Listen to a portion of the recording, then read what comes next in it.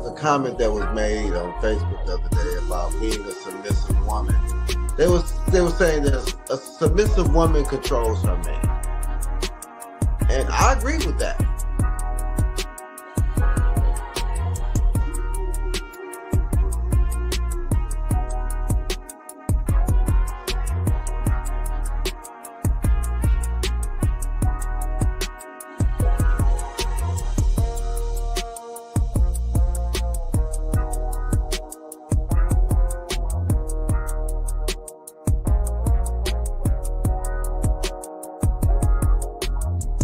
I think until we begin to talk in honesty and transparency and stop pandering to both sides, especially to the sisters, because there is so much entitlement, and because men have been quiet for so long, and it's been the men that has been quiet were the type of men that y'all really need to be listening to.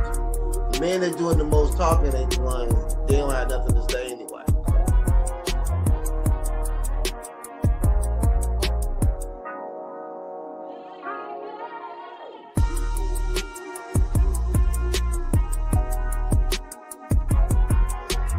What's good? It's your boy Quay Price, man, holding it down for Kandid Konvos. Definitely check us out every Wednesday night, 8:30 Eastern Standard Time.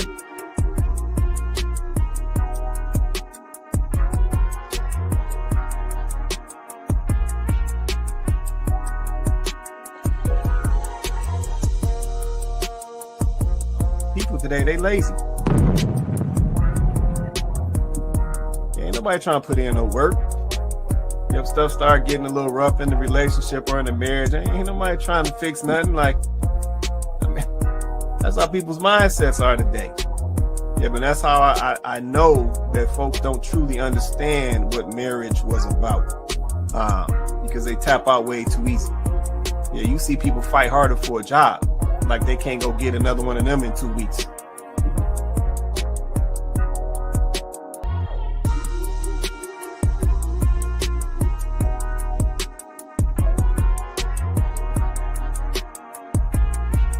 Yeah, she's talking about these guys coming to these foreign countries and sourcing out these foreign women because they possess these character traits. Yep, they're more cooperative when it comes to a man, or they're more cooperative when it comes to a marriage and a relationship. They're more, nurturing forward when it comes to a relationship. They're more I don't even want to use the word soft, but I'll use the word soft. They're softer when it comes to, these relationships and interactions with men and so forth. And like I said, we definitely got to be honest. We see a difference, right? We see a difference. And I think, Chloe and Tay made some good points earlier. A lot of this stuff is based around money over here in the West.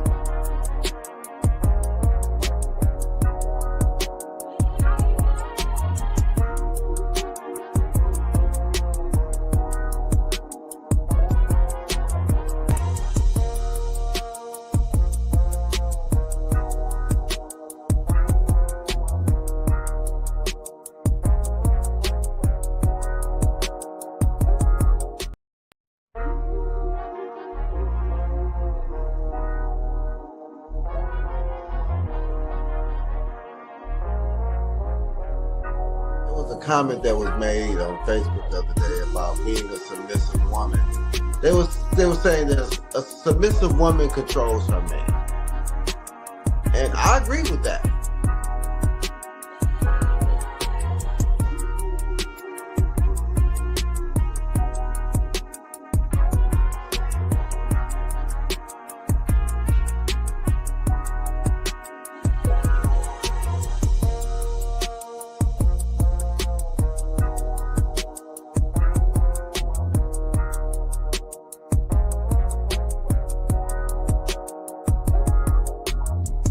I think until we begin to talk in honesty and transparency and stop pandering to both sides, especially to the sisters, because there is so much entitlement, and because men have been quiet for so long, and it's been the men that has been quiet were the type of men that y'all really need to be listening to. The men that doing the most talking ain't the ones, they don't have nothing to say anyway.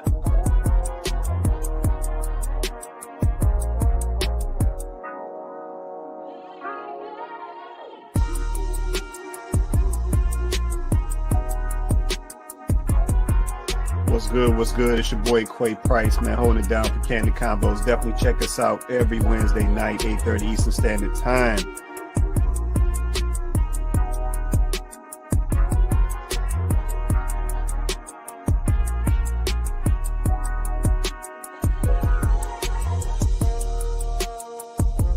People today, they lazy. Ain't nobody trying to put in no work. If stuff start getting a little rough in the relationship or in the marriage, ain't nobody trying to fix nothing. Like, I mean, that's how people's mindsets are today. Yeah, but that's how I know that folks don't truly understand what marriage was about, because they tap out way too easy. Yeah, you see people fight harder for a job, like they can't go get another one of them in 2 weeks.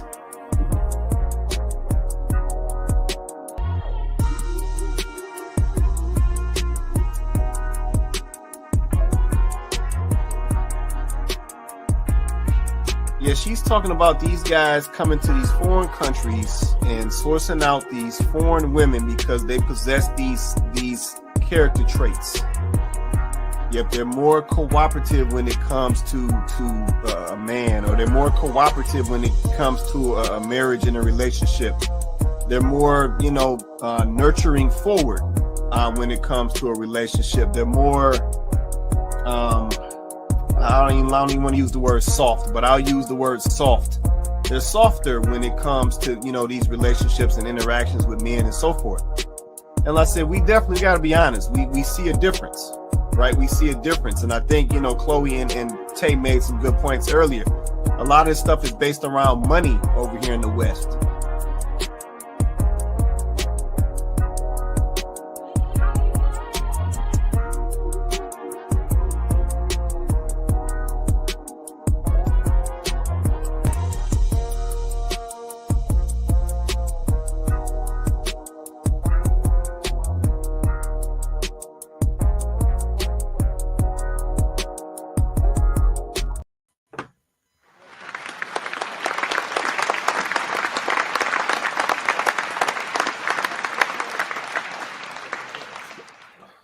What's good, everybody? Welcome back to Kandid Konvos. I'm your host, Quay Price. We got Coco on deck. Say what's up to the people, Coco. Hi, everybody. Welcome back. All right, welcome back. Welcome back. Yeah, man, shout out to y'all for joining us tonight. Man, if y'all only knew. If y'all only knew, man. But shout out to y'all, man. Listen, if you haven't already, smash that like button. Likes are free. Smash that like button. Also, hit that share, man. Like I said, we want to get these great conversations out to as many of our people as possible. We can only do that by the shares. So definitely share this out. Also, if you haven't, hit that notification bell so you know when we drop content and when we go live. And we want you guys to stay tapped in. So definitely hit them steps, man. Hit that like button, hit that share, hit that notification. And, man, last but not least, man, hit that subscribe. And we got a lot of viewers, man, that are not subscribers. It's interesting as that is. So, man, if you haven't already, hit that subscribe button, man. We appreciate all the support. All right, let me do this real quick as we get into this conversation. Here's the link to join us on the panel. You can drop this in your Google Chrome, your Microsoft Edge. If you come up to an Apple device, come on through your Apple device. But, man, join us up on the panel, man. Don't be scared. Get in on this conversation. Bring your 2 cents to the conversation. We want to hear from everybody.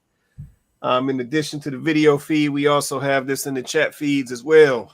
So you can catch it at the Kandid Konvos page on YouTube or Facebook and grab that link.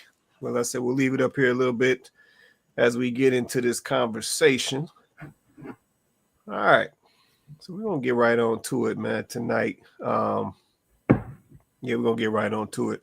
Let me know if y'all need this link. I'll put it back up.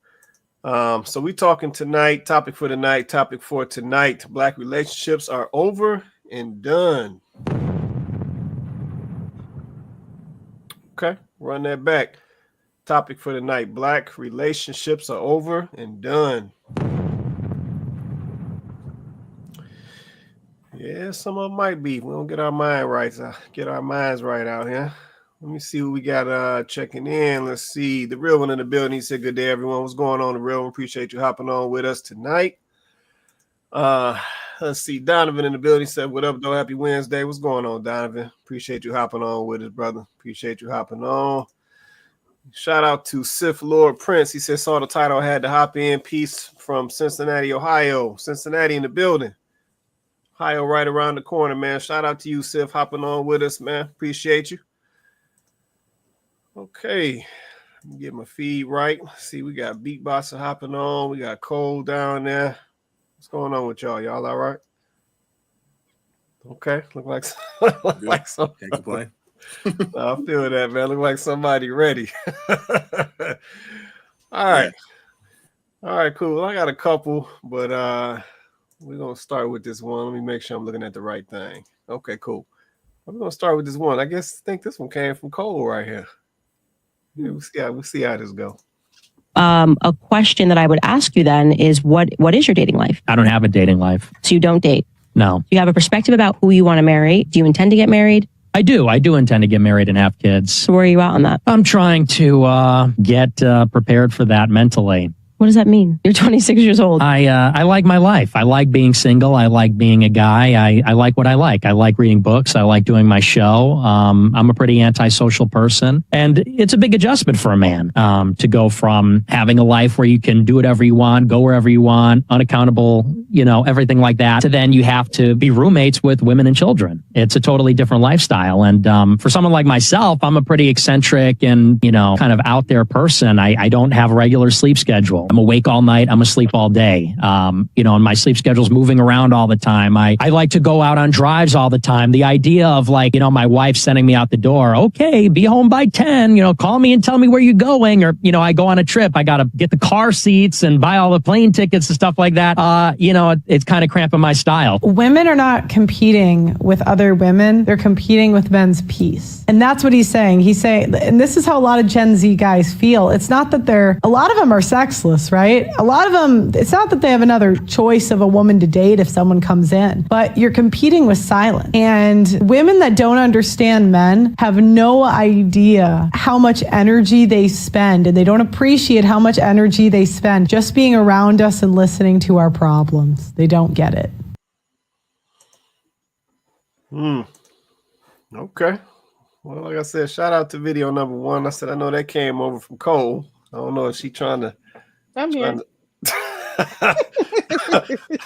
I bet you are. Dang. So yeah, they came over from Cole right there. I guess Cole, she trying to drop some I don't know, some hints or something. Look at this comment, then I'm gonna come right back to the panel.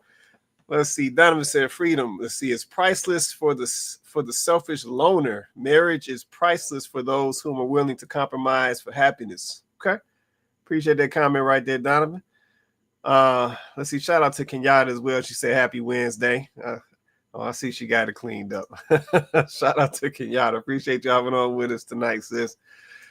All right, let's see. Lord Prince said, let's see, roommates. Goddamn. He said, that's your family, bro. Yeah. I mean, that part. Yeah, I was shocked at that. I was like, wow, that's what you think? Yeah, that's a good comment right there, Sif. I'm gonna give you that, man. That's a good comment right there.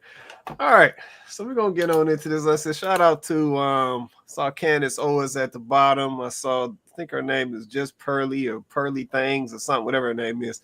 Shout out to her for the video. Okay, well, I'm coming back to the panel. Cause we got the right fellas on here for this conversation tonight. Got JR down here in the corner. We got Beatbox up here.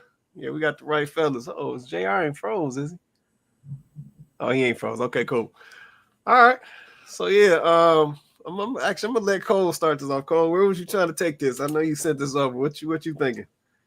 I definitely think that perspective is not just from men of the Gen Z era, but it's seeping, upward. And I do think part of maybe part of their mindset is that, women aren't competing necessarily with other women, but their own piece. So if they think that their piece is just not having no responsibility, then that's fine. But, if that's how you feel, just don't have kids, don't have a family, don't put somebody in that position, be upfront about it. Okay. All right. I appreciate that right there. Straight to the point. All right, Beatbox. I see it on your face, man. Go ahead, man. What you thinking about this, man? Oh, cool. First, let's put this video in context. Nick Fuentes, the guy they were interviewing was Nick Fuentes. He flirts with white supremacy, so that's why he's probably single. Let's just keep that a buck. So when he says, "I'm a little out there," yeah, you out there, bro. That's why women ain't having sex with you. Number two, Cole, men are not afraid of responsibility. Men just don't want to be with women they don't like. It's really that simple. Like, and it's not going upwards. It's always been this way. So okay, so let's start from the beginning. Define responsibility then, because we're gonna start from the beginning. So what you stem responsibility as in, like, I'm assuming what would be wife and children, right? Wife, children, being on a schedule. Like, I'm talking about all the sentiments that the guy was talking about that he basically don't do. Being on a schedule, having somebody tell you that you need to be in the home at a certain time so that y'all can do a nightly routine, getting up at a certain time, being responsible for your family, having, living and being in the home with them more than 2 hours a day. That sounds great. That sounds great, but why would you do that with a woman he doesn't like? Why do men do a lot of things? No. He didn't qualify that though. But to be fair, he didn't qualify that. I know. I'm not talking about what Nick is saying. Like I said, I qualified what he was. What's the background noise coming from? Sorry, is it me? No, I can't. I think it was me. Oh, okay. Sorry, cool. Sorry. No, hold on. It's not. Hold on. Let me see who it is. Say something, Beatbox. Is it me? Yeah. Hello. Who's feedback coming from Coco? Oh. Yeah, I don't know what that was. Go ahead, Beatbox. Go ahead. I'm sorry about that. Yeah, like, I'm talking about me. Like, Nick was I'm couching what he believes as what he doesn't like, but I'm not talking about what Nick, because I think guys like Nick, he's an outlier. He's irrelevant, to be honest. Like I said, he has wild views. I'm talking about me and what most men don't want to be responsible, be around women they don't like. A lot of women nowadays bring no peace. So I'm not gonna bring in somebody that's gonna disrupt what's going on. If I can't plug and play, right, then why would I do that? And I'm not saying, listen, I think you're cold. What you're trying to say is that men are irresponsible. Like, most men are not on a schedule. That most men don't have a job. That most men are just out here we're just like vagabonds. No, most men are responsible. Like, they are. So, like, I don't. But the big problem is a lot of women don't hear it. A lot of y'all just ain't it. It's not. I don't think it's that. I will say this. I honestly do believe, being a man and a responsible man is a heavy load. I don't shy away from that. I completely think that it is a real task given to the few and strong. But I think a lot of men honestly try to play like they are responsible and really are not, and really end up damaging people in homes. So, Ms. Cole, are you saying that men basically want to have the free will to basically offload their responsibilities? They do have free will, because you have the opportunity. Like, you are part of the equation of creating a family. You have free will. What? You can do whatever you want to do. Can you not? Oh no, I do. But what do you mean by that, Cole? Do men have free will, or do women have free will? Everybody has free will. I'm not sure where are you going? Big Box, about you. Yeah, Cole, what do you mean? Are you saying that men in general are creating broken? What are we saying? I'm very confused. Are you saying men are making broken homes? That men are in general causing chaos? So what I said was in relation to men and responsibility. I was saying that men are definitely, being a man and a responsible man is a heavy load. I don't disagree with that. But I'm saying I think there are a portion of men that try to act like they are this responsible person and are not, and end up damaging and causing chaos instead of progress. Miss Cole, majority or minority of men? I'm sorry, I didn't hear you. My bad.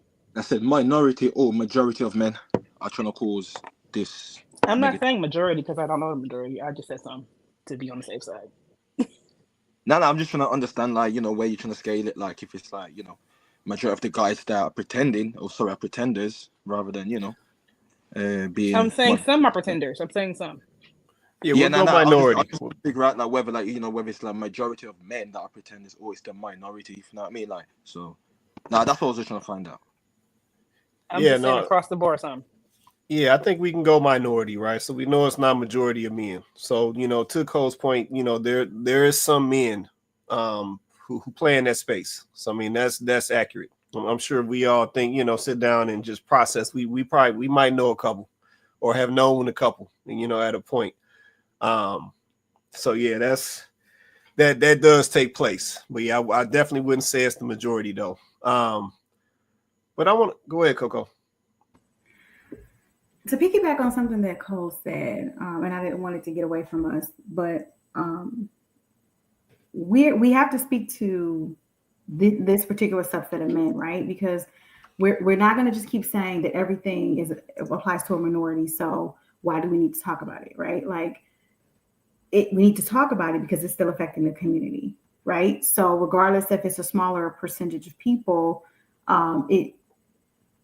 it's still having a large impact, right? So now we're crossing outside of just Black community. Now when we say community, we mean the female community, we mean the male community, right? So now we have to look at it.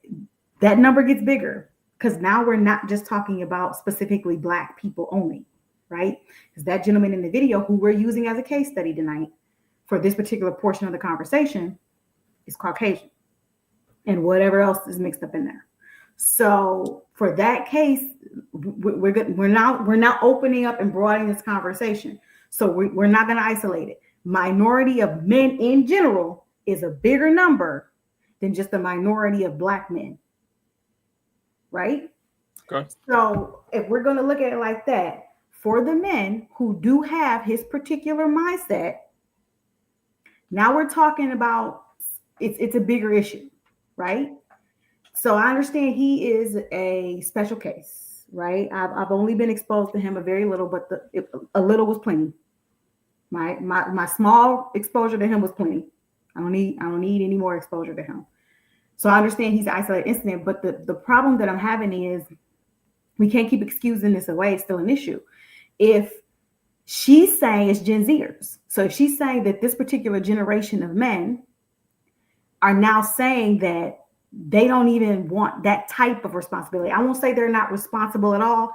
They don't want that type of responsibility, right? And since he didn't qualify that it had anything to do with the woman at all, in none of what he said did he mention the woman's quality, attitude, look, or anything like that. He specifically said, I don't want to do this because I'm this. I don't want to do this because I'm that. And I, right?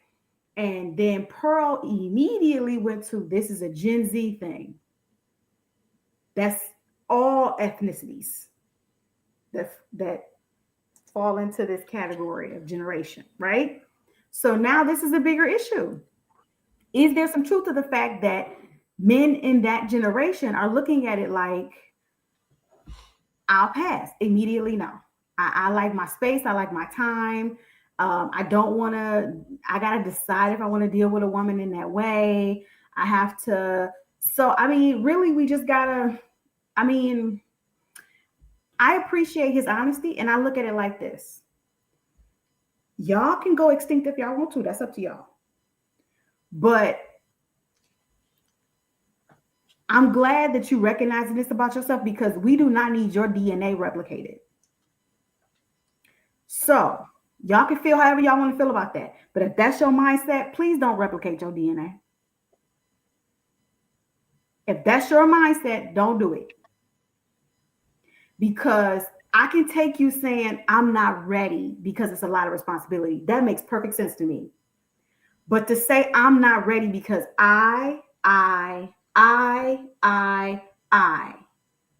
that's starting to sound like this is a personality thing. And we got a lot of selfish people in the world. I don't think we'll need too many more of those. So feel however you want to feel about it. I appreciate his honesty. Don't replicate your DNA, sir. And anybody that feels like him, don't replicate yours either. Amen. Okay, straight like that. So yeah, I ain't mad at that at all. If y'all can say it's over for these women, it's over for them, then anybody that feel like that, it's over for y'all. Don't replicate your DNA. When you pass, when you unalive, that's it for you. That's it for your line. Bye. Okay. A lot of men are okay That's with the that. question. This go. Cool. I'm okay with it too, because we don't need more of that. Next. Go ahead, JR. Go ahead, man. Yeah, so obviously I'm just looking at the generations, right? So I think I qualify as where am I? Millennial. Yes. So I'm a 95, right? So obviously I would say, obviously I don't know how old this Nick guy is, right? But obviously I've seen him previously and whatnot. I don't know. He's a bit of a weird character, right? But let's go with he's younger than me, right? With the current, was it what, Gen Z, right? So let's go with the Gen Z. So if we can just mine it out with what you said, because I think I missed the video, but I kind of caught the gist of it towards the end. I want to ask the question, why do you think these guys feel that sentiment? Or there's a sentiment to, that's a sentiment that these Gen Z guys are feeling from Ms. Coco and Ms. Cole's point. Like, why do you think, a lot of guys, or I won't say ladies, but a lot of guys in that generation are feeling this?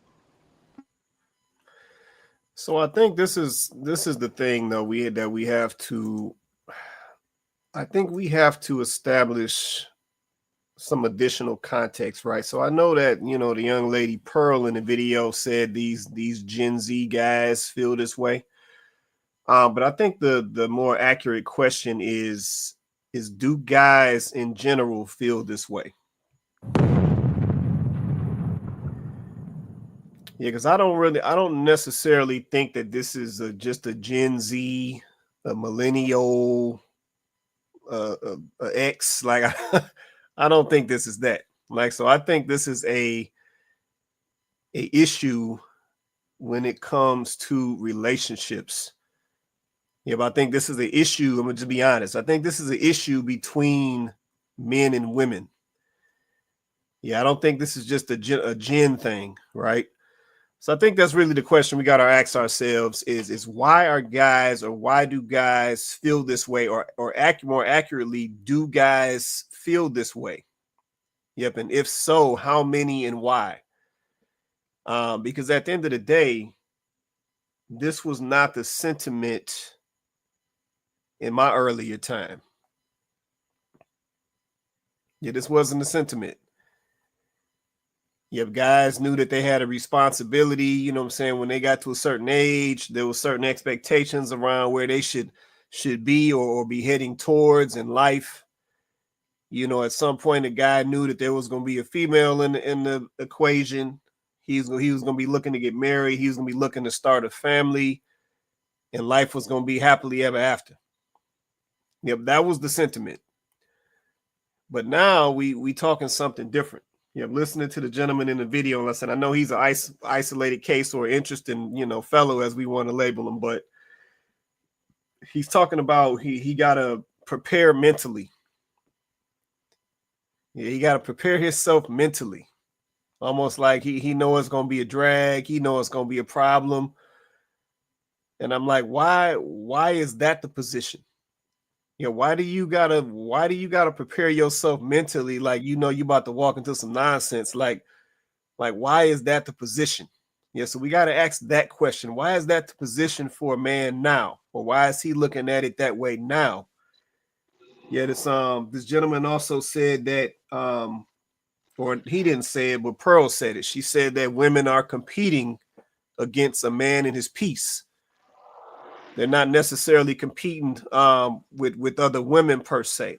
So essentially, they're competing with a man who's comfortable in his situation, doing things how he do it.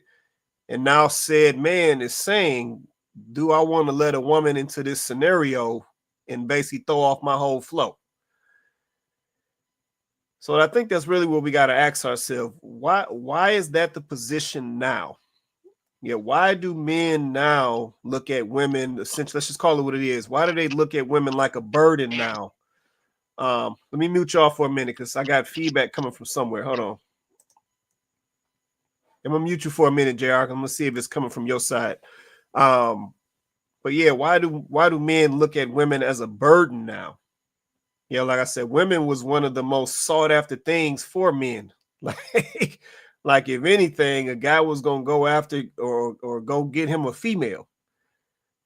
Yeah, he may be flunking out of school. He may not have a job, but one thing that's hard coded into a man is that he wants him a female. And it's like now you got guys saying I got to mentally prepare myself before they'll even engage on the female. And I'm like, what? What is that? So yeah, I think we really got to ask ourselves the honest question. Why is this a guy's position now as it relates to women, especially when it goes down the road of relationships? So yeah, I'm gonna stop right there for now. Go ahead, Joe. Can you hear me? Yeah, go ahead. Um, I can relate to what that white fella is selling. Is saying, wanting peace. Ultimately, man, we just want freedom, and there's always going to be some sort of sacrifice involved. Even in relationships I've been in that which is girlfriend boyfriend related. There's always going to be some sacrifice of a freedom.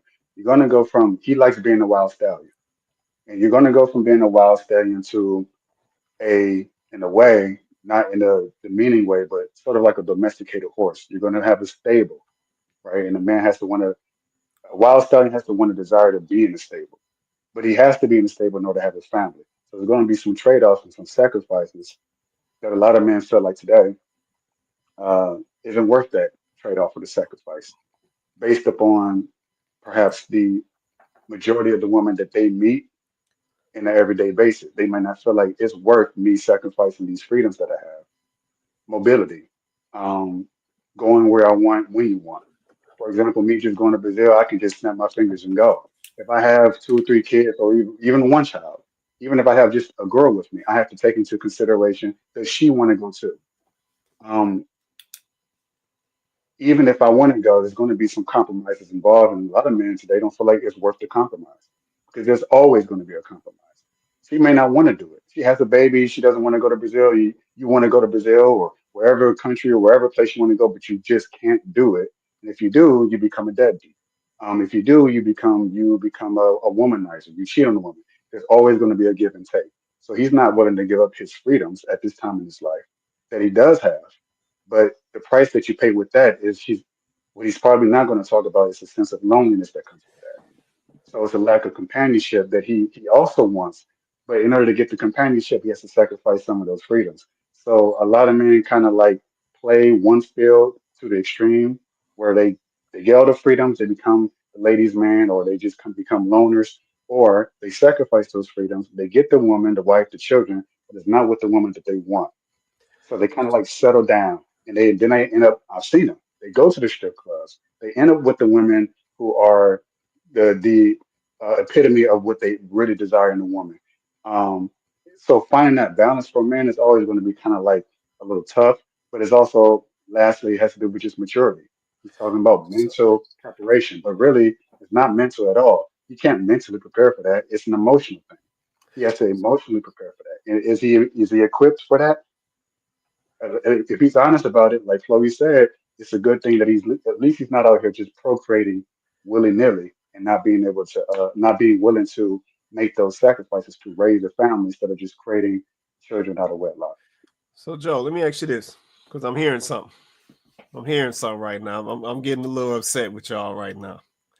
So let me tell you what I'm hearing. Me too. Let me tell you what I'm hearing, Joe. I am hearing that some of the men today are starting to subscribe to what the ladies is on. Boom. Drop that bomb. Yes, sir. Drop that bomb. Yeah, what's wrong with that? So how do Y'all y'all trying think? to get, Wait. Hold y'all on. trying to get to the women. Hold on. So how do y'all think this is gonna end? So we telling the ladies that they need to stop waiting so long to get into these relationships and start these families and this and that because they done ran out of time, they hitting walls, this and that. But now we got fellas literally saying the same thing. So now fellas are saying, I don't want to interrupt my peace. So I'm gonna wait longer and longer. And it's like, so there's literally the same stuff the women doing. Like, are y'all serious right now? I'm gonna jump in real quick because y'all Go ahead. skipped. You guys skipped what I said, and yeah, I think it was intentional. It's Late, JR. there's a lot. Is there a No, lot it's of JR. ladies? Go ahead. A lot of ladies ain't it. I'm sorry. You just like listen. A lot of women ain't it. If you bring a woman in, it's gonna cause chaos. We listen. I think JR or Joe can kind of say like, I'm a millennial too. Things I saw growing up with my family wasn't the best. My mom caused chaos. We've seen some stuff. Like I don't want that in my house. I see like a lot of men getting divorced. I hear all these horror stories. Come on. I've talked about this again. Men not getting sex. No, that's not going to happen. That's not going to happen. But no. y'all don't know that. But here's the thing. Let's be for real though, because you do not know that before you've had an opportunity to vet these potential women, right? The men that are making these decisions based off of, it's coming from and I'm just gonna say it, y'all don't like it or dislike it, it's a selfish place, right? Because y'all are saying that he's saying that y'all will have to stay with me. Don't just disagree to disagree. He's saying that he's not ready, right?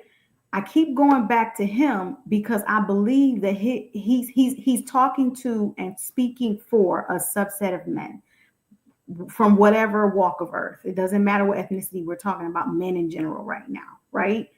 He's speaking to a certain subset of men. We don't know if they're all Gen Zers. They don't have to all be Gen Zers, right? But he's speaking to a certain subset of men. And he's saying that I like things the way I like them. He never even talked about the quality of the woman. And I said this before, don't miss that. He never talked about the woman. Y'all automatically go to, well, women aren't. He never said that. He never talked about the quality of the woman. Mind you, he's Caucasian. So he's not going to be looking at the same sisters y'all looking at. So he's not talking about the quality of woman. He's talking about her behavior. He's not talking about if she a baby mama or not. He didn't mention any of those things. Everything that he said was specifically about him and what he wants and what he doesn't want. It was never about whether or not she was worthy. It was never about her personality. It was nothing about that. So he's making this decision by his own words, right? I can only go off what he said. He's making this decision purely based off of what he likes and what he doesn't like. He ain't said nothing about the woman yet. When y'all talk, it's about the woman first. It's about the woman. Well, women aren't doing this and women aren't doing this and women aren't doing that. At the end of the day, one of our biggest issues as women, and it goes all the way back to biblical times, we don't understand when God dished out the punishment, he said, your desire will be for your husband, your man, and he will rule over you. What we don't understand is it means that our desire is always going to be that we are going to be in control of our men. We are going to be out front. We are going to be competing. But our men are always going to be in their role because it is a God-ordained role. So no matter how much we push back against it, it's never going to be anything more than what it is. And because of that, that's our cross to bear. Y'all's cross to bear is that You are in that role and it's yours. Nobody else can have it but you as a man. And whenever you try to go around it, whenever you try to give it up, whenever you try to skirt your responsibility, it does not go as well. It just doesn't. That's why we're talking about loneliness. That's why we talk about lack of companionship. That's why we notice that the men who are paired up and the ones that pair up well, they pair up well. That's the key. They don't just pair up with anybody, they pair well. Those men tend to do better and tend to live longer. But what we're seeing now is men are like, I don't want it. I don't want to do it. And what y'all got to own, just like women got to own the fact that we're out of line. We are out of line. And because we are out of line, that's why we're in trouble. That's why we're struggling. That's why we're dealing with what we're dealing with. But men, y'all seem to have a problem understanding that. So are y'all. A lot of y'all are skirting your responsibility. You're skirting your responsibility of being in leadership. You're skirting your responsibility of being the one that's supposed to provide the structure. You're skirting it. And you're doing it based off the fact that you're looking at women and saying, well, if they're out of line, then we should be out of line too. If they're chaotic, then why should we provide order and structure? Like it or don't, or not. You can feel however you want to feel about it. It's the truth. Women have to own their stuff, but men have to own theirs too. A lot of the decisions that men are making right now, they're making solely based off of what women are doing. They're reactive. They are reactive decisions from the leaders. The leaders are being reactive. That's a good point, actually. You're not wrong. Come on. Yeah, I just totally disagree with that. I'm sorry. Women have choices too. I'm sorry. You do. Of course you disagree. I'm sorry. I'm sorry. I'm sorry. I'm not gonna lead anybody that doesn't want to be led. Go jump off a bridge somewhere. I'm not leading nobody. Can I jump on in here? Lead yourself. Lead the rest of the community. You don't have to lead. If the people that aren't going to follow you aren't going to follow you, that don't mean you stop leading. You lead the people who are following. See, that's what I don't get y'all don't understand. You don't never stop being a leader. You never stop leading. You continue to lead. You continue to be a leader. The people that don't want to follow you don't have to follow you. And you're right. They can go do whatever they do. Go off into chaos. Bye. But you don't stop leading because there are people who will get behind you and will follow you. If you just say, I'm done, then what about the people that are in line behind you? Like, I'm going with you. I'm following you. That's the point that I'm trying to make. Like, the ones that don't get it, don't get it. Let them do whatever they do. Let them whatever. But if you step out of the leadership position, there are still people that want to be led, that still want to follow. This is what I'm trying to say to the men. Like, I'm not telling you that women aren't out of order. I'm not telling you that some of us ain't gonna make it. Some of us just ain't gonna make it, period.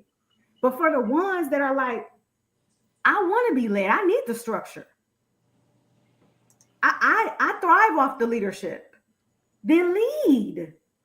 That's the point that I'm making. But I'm seeing a lot of men do exactly what that young man is saying. They're just opting out.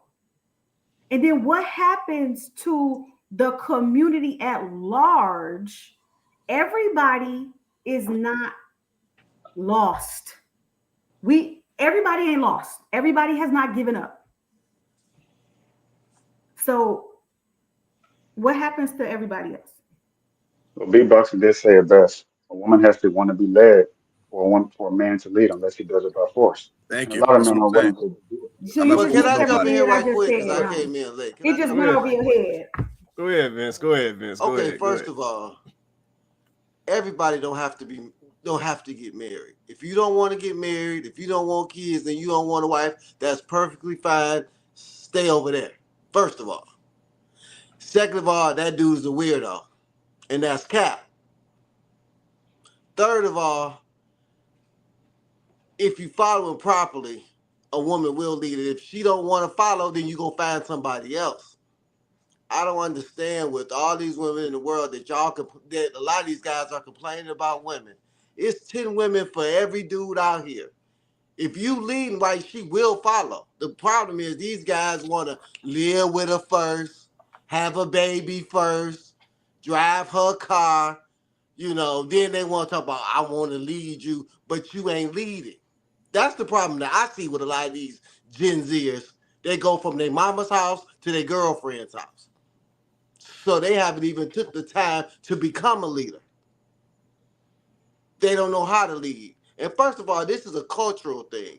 Most of these Gen Zers come from dysfunctional, destructive families. If they had a daddy, it probably wasn't the best thing. And a lot of us were raised by single women. Didn't never have no daddy. So our culture is not marriage. It's just not. Our culture is having sex. We complain about women, but we still having sex with them.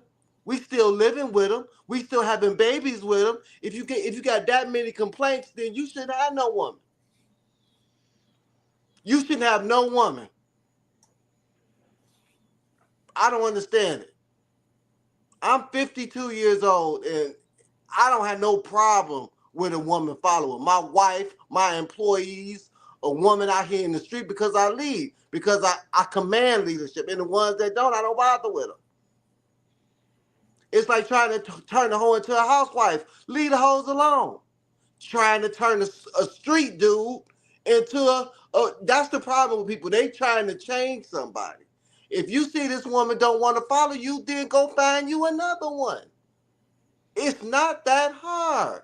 We want to change, and women do it too. Oh, well, if I get with him, I can make him more ambitious. I can, we can go to church together, and maybe he can find the Lord, and maybe he a better person. Y'all know a woman don't want to leave when you first a couple dates. Y'all know how she is.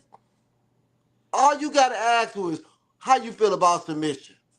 On the first date, how you feel about submission to your husband?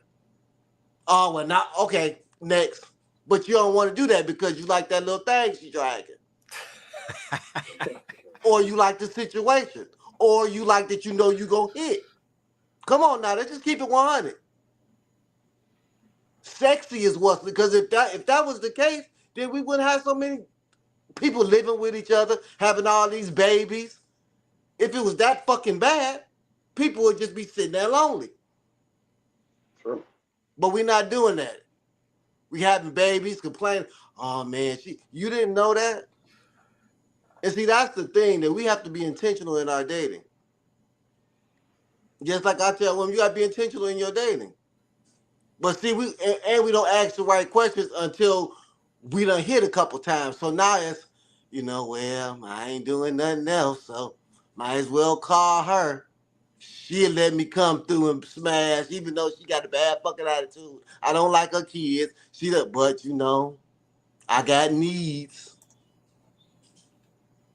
Come on, fellas. We men, I don't even understand. It's so, we black men, we number 2 from any man wanting, and we only number 2 because of the money. Because if we had the money, we would be number 1. We got more swag. All right, JR, me and you are alone on this one because they said we're missing it. I think they missing it. We just listen. We just fundamentally disagree. And on top of that, this is a cultural thing, because once you hit a certain level, people are getting married. They finding somebody because the women know, I want a husband because I want a legacy and I want a family. We don't want that. We just want some kids and some sex. Because I don't even understand this. She not giving. What peace do you want? What peace do you want without a woman? At a certain level, I don't even understand what he's talking about. That's why I think he was just a weirdo. Because God's purpose, God made us men for women to follow. So I don't even understand why y'all guys sitting on here capping like y'all can't find nobody that want to lead. That want to follow. I've had them before. I had a lady tell me, "Oh, well, I don't do fellatio." Oh, well, Next. I ain't gonna try to convince you. Oh well, I want a man that's gonna next. I ain't saying every woman is for me and I'm for every woman. But let's come on now. If you lead properly, they gonna follow. And you That's real. have more than one that wanna follow. That's real right there. Let me check in. We got a new join. I think that's Sith Lord Prince. Is that how you pronounce that? Yeah, that's correct. Can y'all hear me? Yeah, we can hear you, man. You want to say something on this, man? First of all, thanks for having this conversation. This kind of reminds me of the conversation I had with my barber, and my perspectives are like way different. There's a lot of things that I definitely like agreed with, and some things that I heard that I definitely had some problems with, and that's all right. But like for me, like I just think that like between like black adults, like that, like I just find it to be like we are competing not for each other's peace, but for power. You know what I'm saying? And I can't really get down with shit like that no more. Like, I don't care what the Bible say. I don't care about none of that. Like, I really don't, because like, you know, like, okay, like my father, right? Like, he's not the best example of being a black loving adult or even being a head of a household. In fact, every male that I've ever met in my life that was talking about on some being the head of the household has ruined all the households, period. Like, so like for me, right? Like, I don't think there's a problem like with black people at all. Even as we're talking about these things, like I'm a real W.E.B. Du Boisian person, right? Like black people are not problems. They're just a people facing problems. And so I do think like the problems that we are facing right now is that we are kind of trapped in this white European construct around what gender roles are supposed to be between men and women. And it's like when our families were enslaved, they weren't even down with shit like that. Like, you know, like there was real sharing of power between adults, even when we were enslaved. Like, you know what I'm saying? And so like I just feel like I think we really need to get back to that, to be honest. So like it's cool. Like I think it's cool, right? If a man wants to lead and a woman wants to follow, I think that's fine. Like I think if that's what black loving adults want from each other, okay, that's cool. But I feel like we got to practice like learning how to set up terms for agreements for how we want relationships to look like between adults. And I feel like because we're trying to be as powerful as white men at the end of the day, and it's in our psyches. Like I teach these kind of things all the time, and that's like a whole nother level. And forgive me if I'm not coherent. I just came back hanging out with my boys today. Like, so I'm a little out there, but no, I'm just saying, I think like we gotta like practice, like just learning how to have agreements with each other. Like, what would you like out of a relationship? What would I like out of a relationship? And can we come to agreements on them things? And I just don't see that happening at all. Like, and it's really like, because I don't like unspoken expectations. And I feel like that's what gender norms do to African or black people here in America. Like, you know what I'm saying? Like, even this video, and this is not a diss to you, brother, like at all. But like, I mean, the centering of this conversation started like with this white supremacist, right? Like, I think that's evidence enough that their worldviews have become our own, and is ripping our families apart. And not just like on that kind of tip on the unspoken gender norms from Europe, but I also think like economics, you know what I'm saying, has a way of like making it that black adults are competing with each other for labor in the home and labor outside the home. And it's just like, dang, I mean, it's just bizarre. Like, I don't know. Like, I'm just speaking really raw right now. And I just really wish that like we would stop pointing fingers at the other woman or at the other man and just figure out, you know, what do we really want for ourselves so that we can have a relationship that is like fully thriving, you know, super democratic, you know what I'm saying? We share power with each other. And then we just move on. Like, you know, I'm reading this book right now. It's called Salvation by our intellectual ancestor, Bell Hooks, you know. I've been reading that a lot. You know, she's a Black woman and she's a great intellectual ancestor.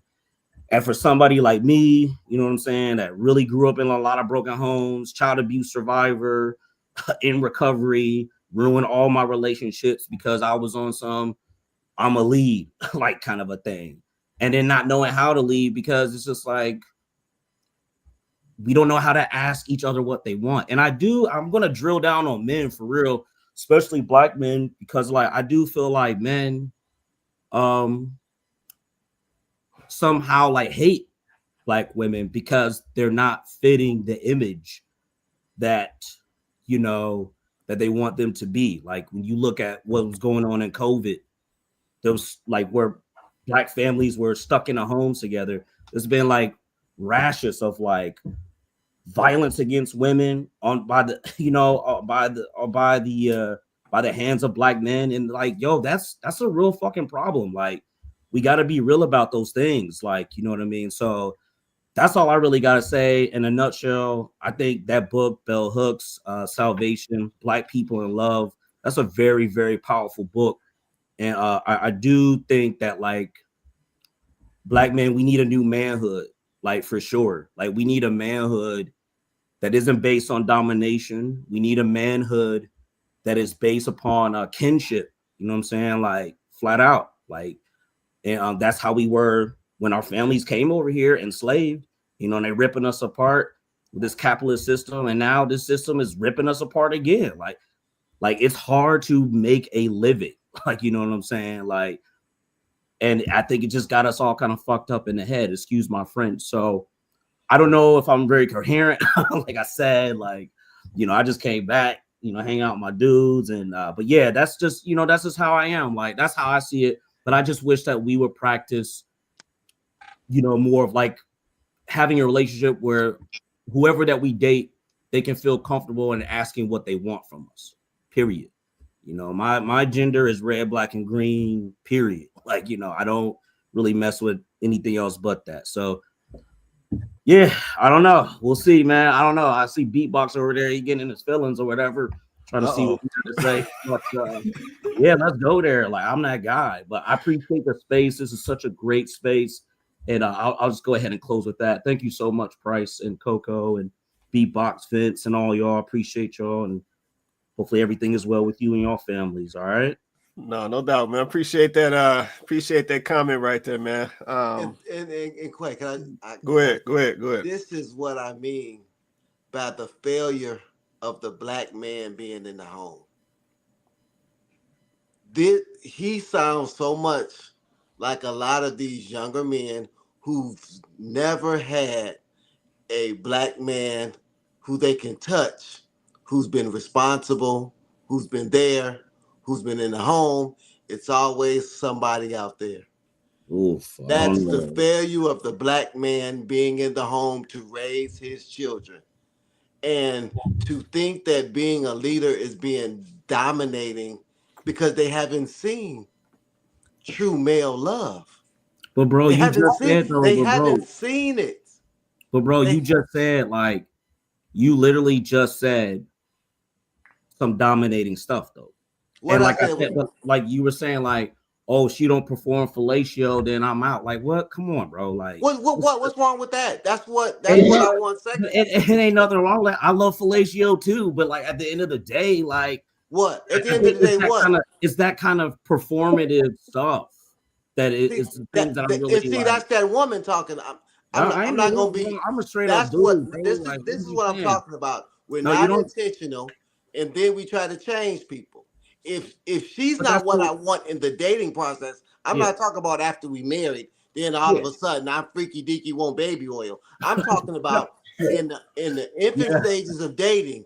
If I like something, if she doesn't do that, then it's okay. I'll move on to the next. But it's okay. But if I like missionary and she like doggy style, bruh. This is what I'm saying. But everything male has become. Let me finish my young brother. Everything, just like what I said, she has to follow my lead. If you never had a man that you trust his leadership, you're going to go to the men that probably didn't lead your mama correctly. I come from that. I come from a single mother. But see, I also had my grandparents and my grandfather, who was a very loving, very strong, very Christian man who was saved. So I had an example in my house of a strong man who led and loved my grandmother. That's Loved great. her to her dying Yeah, day. So great. if you haven't seen that, you're just Well, gonna go with, well, you saw. It's just no, no, amazing how, and this is the failure of the black man. We have been out of our homes, loving our women and raising our children. This is what, because these are the products of that. We got these effeminate men, not talking about you, 6 Lord, I don't know you, and these strong, independent, I mean, you did can't say I trust a sound like a man woman, women though. because they've never seen it. And then we always talk about this quote unquote white capitalist society, but it's just this whole this victim train. We have more opportunities now than we've ever had. If you ain't successful now, it's because of you. It ain't got nothing to do with the white man or nothing like that. Because we don't even get to that point until you further along in your life. They But I guess like what I'm give us free education. yeah, They give yeah. us free schooling. They give us a lot of things, but we don't take advantage of it. But I And just then we been want kind to of going. blame this white capitalist society. Yeah, Which, yeah. Like I think. Okay, I'm gonna be real. Like what I'm saying though is that it is okay for us to want what we want as long as there is a consensus between two black loving adults to do that. That's all I'm saying. So I think you're mishearing me, and it might be disingenuous, and but that's the key point. I think that between black couples, we should practice building consensus between each other because we see like that is what white supremacy wants us to do. They don't want us to question these actual systems that really do have an effect on us. We're human beings. Like we live in a social world. We are social animals. So like they're going to have an effect on you. And so what I'm learning about and reading in Bell Hooks' book, Salvation, Love, and Black People, is that the best way to weather those storms from the outside world coming in is just to build a consensus. Like, you and I can go back and forth about the capitalist thing. I'm a hardcore socialist, like, by the way. So, like, that's another level. But I'm going to find you. But I like eating up dudes like that, like, who have that kind of mindset where they don't want to question the nature, how our labor, how we receive income, how we amass wealth have a direct effect on how we relate to each other as human beings. And so you can't say that you love Dr. Martin Luther King and Malcolm X and all these other folks or Tupac because they were all socialist leaning people that were talking about those things. So like, let's be real about the ideas of our people instead of mimicking worldviews that ain't got nothing to do with us. So that's all I'm saying, Brother Vince. It's just like, I would just like it to be where it's normal for black loving adults just to create agreements with each other. That's all. But you have to be in agreement first. The problem is if she didn't. We talk about you talk about the fellatio thing. We talk about the initial stages of dating. If she doesn't like that, then I'll move on to someone that likes it. Yeah, no, that's fine. Like, I'm not arguing that. No, you're right. No. You're right. Like, you're right about that. It was just like, for me, I heard something else that like it like there's nothing wrong in having sexual preferences, and and I think that.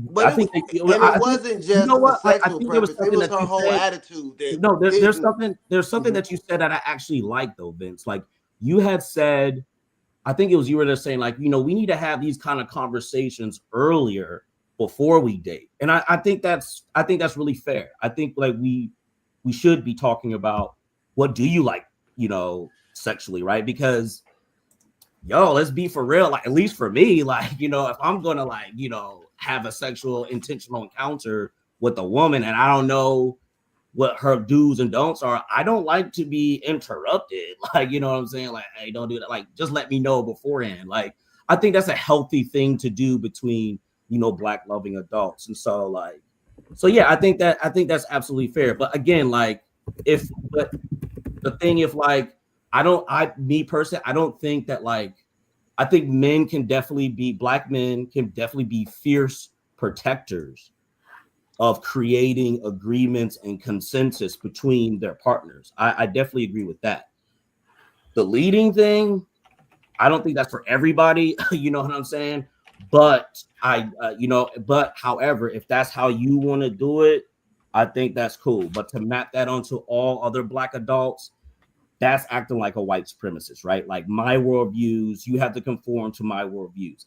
I'm not with that. But I'm saying, like, if that's what you want to do, I think that's great. I think I'm gonna wrap it up. I'm done.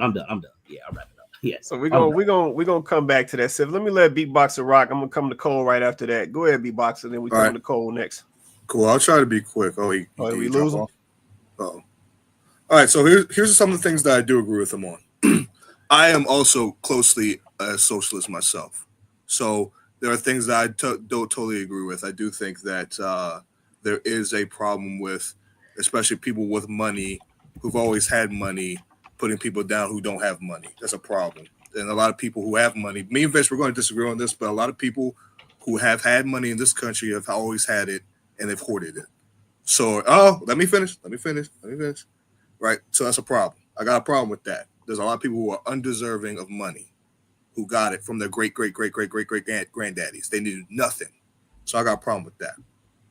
I also agree that I think black men should not be domineering. I don't think men in general should be domineering. And I think, Vince, even you agree with that. I don't think anybody should be dominating their women, right? And there is a problem with that. And there is a white male issue there. I wouldn't say white supremacy. I think that's an excuse. So, Vince, I agree with you on that. I'm tired of hearing black people talking about white supremacy. And I'm a progressive. I'm tired of hearing all that. It's bullshit to me. I'm tired. It's annoying. It's a lot of excuse making. It just pisses me off every time I hear it. That's why I was going through it. I'm tired of hearing black people complain about white people all the time.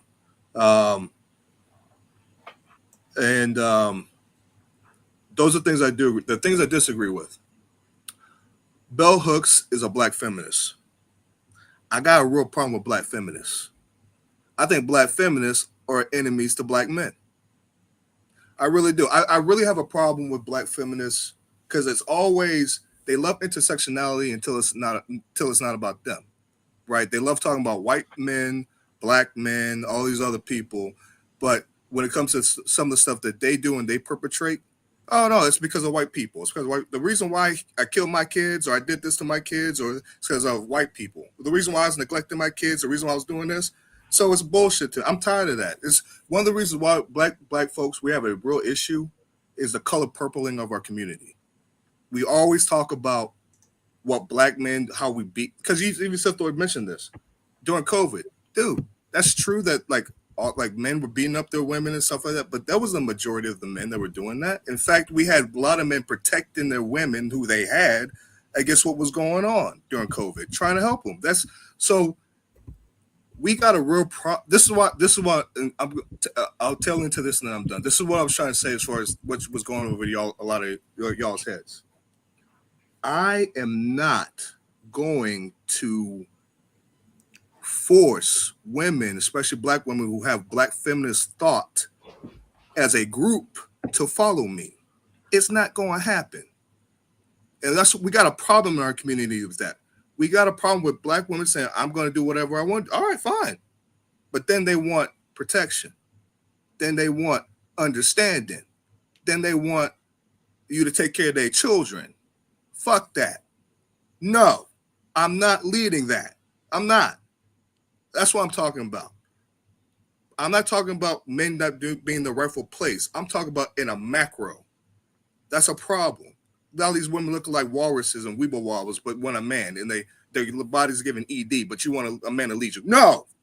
They gonna cancel themselves out anyway, though, Beatboxer. All right, we're not talking about them. We didn't give them enough talk. We didn't give them enough. Let Cole rock. Enough conversation. And go ahead, Cole. It's on you. Go ahead. It's your turn. Go ahead. I was gonna say to that comment, we already talked about that subgroup. We always talking about that subgroup. We need to be focused on the subgroup that's trying to get it right. The subgroup that keeps getting thrown into that bigger subgroup because y'all keep overlooking them. Not you, but in general. That's definitely a thing that's happening. No, I got And also, I do want to say that I intentionally sent that specific video that I sent of the white guy saying those particular things because I wanted to hear the perspective and mindset and thoughts based off of a different group saying that particular message. I could have easily sent one of the videos earlier in the week where the guy said he on social media crying that he sick, got eating noodles, that's unhealthy, and sitting here saying, "Oh, I'm sick, I don't feel like doing nothing, I wanted to get married so somebody can take care of me." Like, that's literally what he said. I could have sent that video, but I didn't want to send that video. You should have sent it because I would agree with you, Cole. We wouldn't have this problem. I would agree with you. I just told you why I didn't send that video. The two of y'all, man. But let me you good, Cause all you want to say? That's it. Okay. All right, cool. JR, I see you on the mute, man. Go ahead. Yeah. Now some great points have been made, right? And I think like my thing is that we like to be a bit disingenuous, right, to the conversation in a sense, not people in the panel, but in general, in the sense of it's like there isn't a problem that men are experiencing from women. It's like that doesn't exist. There's a reason why this conversation is being had. And in terms of leading, yes, I am going to agree. A lot of guys don't have a program, Mr. Price, Mr. Vince. A lot of guys don't have a program, right? Because where do you begin? Just multiple reasons as to why they can't begin, to figure out how to start their program. Cool. Now, also, another problem is that we're asking men to rise and become better men. Cool. Men are trying to become better men. So, let's just go to beatboxer as an example. Never had it. Started off young. Create this program. His wife agreed to it. At any moment in time, or any given time, his wife can pull the plug on that program, and that program is not good enough anymore. That is one of the reasons why a lot of guys don't have a program. It's just easy for me to not have a program. Come on. Okay, but let me carry on. Go ahead. Nah, go ahead. bro. No. Let him cook. No, he ain't turning on that. Oh my God! All I Mr. Vince, hear let is me the land. spirit of fear. Anything can happen. You can walk out Let here and him get hit by a cook, bus. He Go keep ahead, coming. JR. If you can't live your life on ifs, they can Okay, say but right now, I don't want to fund my group home. I want to put all these guys back into an institution, and my whole business will be destroyed. You can't live your life on the if. You can't do it. I don't understand that from you, my man. It's like, well, if she can pull it, yes. Beatbox woman could go out there and find Idris Elba and leave him with them 2 kids. Yeah, it can't happen. My wife can go out there and I'm not concerned with that. I'm concerned with living my life and being the best that I can be. That's all you can do, brother. Let me let him Be finish the best out, Vince. that you Hold can on. be. Let me let him finish out. Hold on. Go ahead, JR. I'll carry on. Cool. So, like I said, Mr. Vince, to your point that you made about men being men, that's the point that I was still trying to allude to. Men still try to improve. Hence why I went to beatboxer. And I said, he went from a point from A to B. He's then found a program. His wife has agreed to the program. And they're working on the program. Like I said, I agreed with you, Mr. Vince. Most men don't have a program. I'll be disingenuous saying that they do. So I'm agreeing with you on that fact. But I'm saying there's 2 points to it where guys don't have a program because they're lost. But like I said, once they figure it out, the program is active, once the woman agrees to the program, yes, if she leaves you for a better person, yes, we agree, Mr. Price, Mr. Vince. There's better men out there than us in that moment in time, wherever it is. That's reality, right? So I'm not saying that men still shouldn't improve. Mr. Vince, I'm always with you on that one, right? But another point that I wanted to make, yeah, because Mr. Vince, I always agree with you on that. I would never lie. That's why I sat there, I'll listen to you. Does that make sense? That's why I didn't fight back. I'll listen to what you gotta say because there's still room for me to listen to what you gotta say, right? But another point that I wanted to make, right, in terms of what Sif said, Mr. Price, if you remember my favorite great uncle, right? He sat here a couple months ago. Can you remember? Yeah? Yeah, I think I do. Yeah, go ahead. Yeah. So, at one stage, he mentioned that a black man and a black woman, right? Sif, if obviously I don't know if you were tuned in that particular show or what, right? So, he was mentioning that black men and black women, when they are in, let's say, engaged in conversation or conflict, whatever it is, black women are talking their shit and black men are just sitting there and just taking it, right? Pause. So, I sat there and I said, hey, we do not want to be like the men of the yesteryear. We actually want to be better. So coming back to your point about black men want to dominate black women, we've seen how that's gone wrong from previous generations. And going to your point, Sif, we do want to work together with black women or women in general. We don't want to do the whole dominating stuff or whatnot because we understand that, yes, can it... I don't believe that there's toxic masculinity, but there's toxic people, right? Men dominate in one part, women dominate in another part.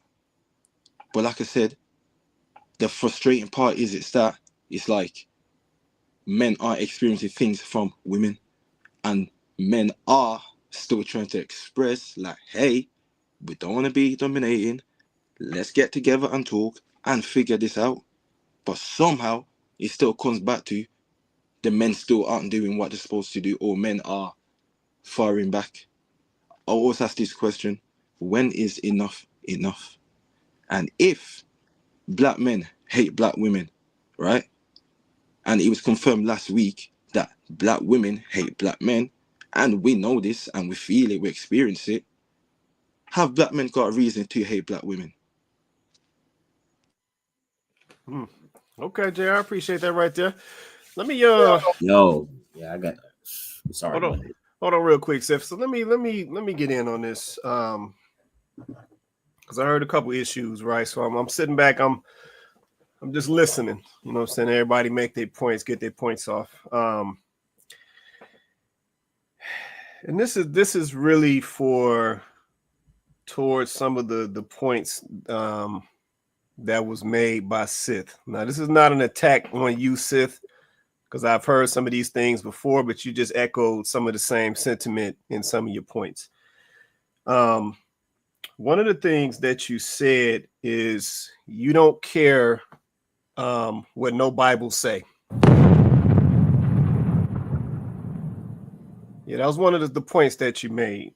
You also talked about the fact that, black men and women need to get to a point where they can essentially make an agreement to get along or coexist with each other. I think a problem that I'm hearing in some of these mindsets is we want things to function well, but we want to do it outside of any structure. Yep, and that's not going to work. Yeah, being a masculine man is not a European construct. Yeah, being a black man in a position of leadership is not a European construct. Yeah, we tie these things back to these European constructs, and it's just because we just don't want to follow structure. Yep, and that's our problem. Yep, see, in 2025, everybody want to do all this new age stuff. Everybody want to think how they want to think. They want to apply whatever they want to apply, and they just think everything gonna work out, and it's not. Yet for things to work out successfully, they involve structure. You have to be a successful leader. You have to have structure and provide structure. To be in a marriage, it has to be structured. The man needs to know exactly what his duties and responsibilities are and what he needs to be doing. And same for the woman. The woman needs to know what her responsibilities are and what she should be doing to make the marriage successful. Same for the kids. The kids need to know what they should be doing as kids so that they can grow up to be successful adults. But see, that's not what I hear today. What I hear is everybody want to do what they want to do and just think it's going to work out. And that's not how it works. It's never worked that way. You can't have success in chaos. Yep, it doesn't work. Yeah, so the reason why this Bible comes up is because it provides some structure. It provides some directions. It provides some rules. It provides some repercussions if you don't follow the rules. It provides structure.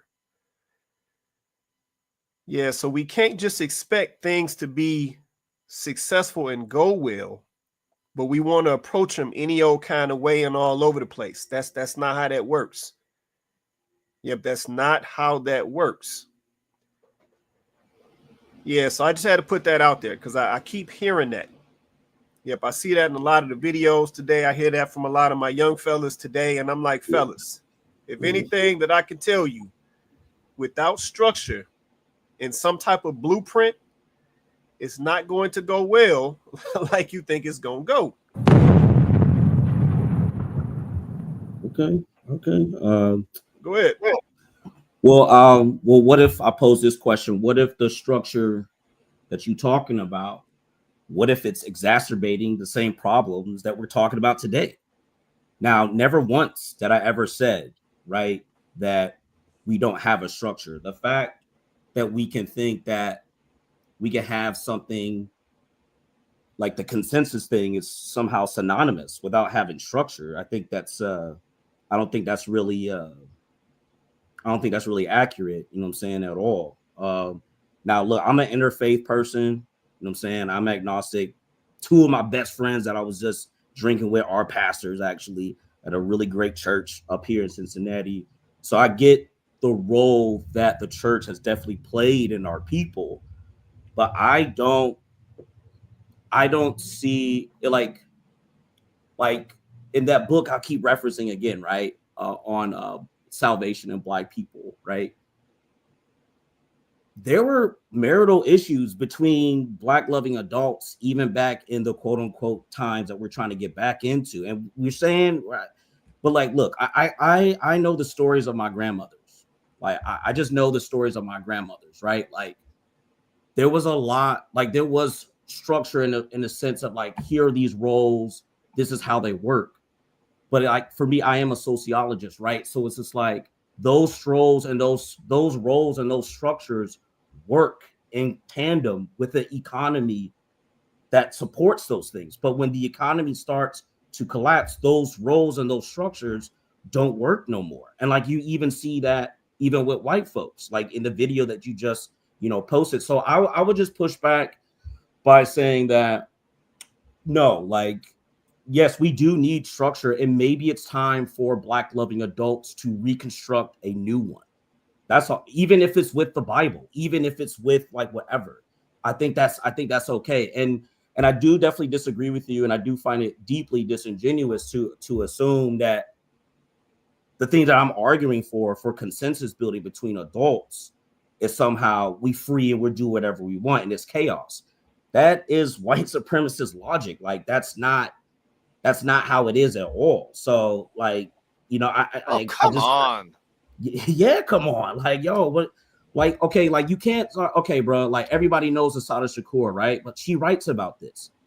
Sojourner Truth writes about this. So these women were never married, bro. Hey, hold on. Yeah, we were never married. Let this man listen respectfully. Let's say finishes his statement, because I've been letting the man talk, so I need to get this out. So let Seth say what he needs to say, and get it out so that I can add a female perspective to this conversation. Okay. And this is my last point, especially around like some of our Black women that are heroes in our culture were feminists. Asada Shakur, whoever, like, you know, a lot of like, and I think that like I used to think like how y'all, what I'm trying to argue is that like how we're perceiving feminism that is out there, it is like not a good representation. Like there are men that I know from New York, my mentor, like feminism makes masculinity more courageous and honestly more beautiful. I'll be honest with that. Like, so I don't see feminism as a thing as like, all right, yeah, women get to do whatever they want.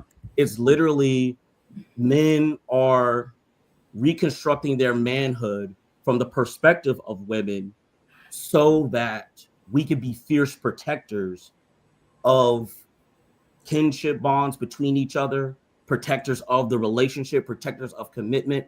And those things are fine. Like, I don't, but those are feminist ideas. So like, I don't know who y'all listening to, but I definitely think Black folks need to get more literate about the ideas of their people.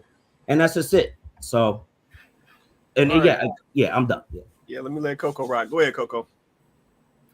So I'm just going to do this real quick, because this wasn't even what I was going to speak to, but I'm just going to do it real quick just for the sake of us being all on the same page. Feminism, the advocacy of women's rights on the basis of the equality of the sexes. Okay, this is why I can't even concede to the whole topic of feminism, because feminism goes against our natural order, in my personal opinion, right? This is the thing. I'm always going to take it back to the cross. So that's always going to be my perspective. It is what it is, right? So at the end of the day, you don't have to believe in the Bible. That's okay. You don't have to. That's fine.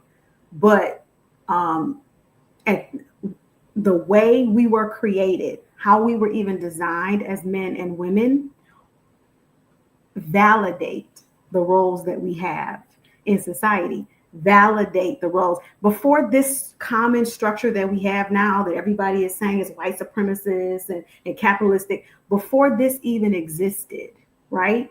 Some of these particular ideals were already in place, right? So I don't have to look at how society is right now.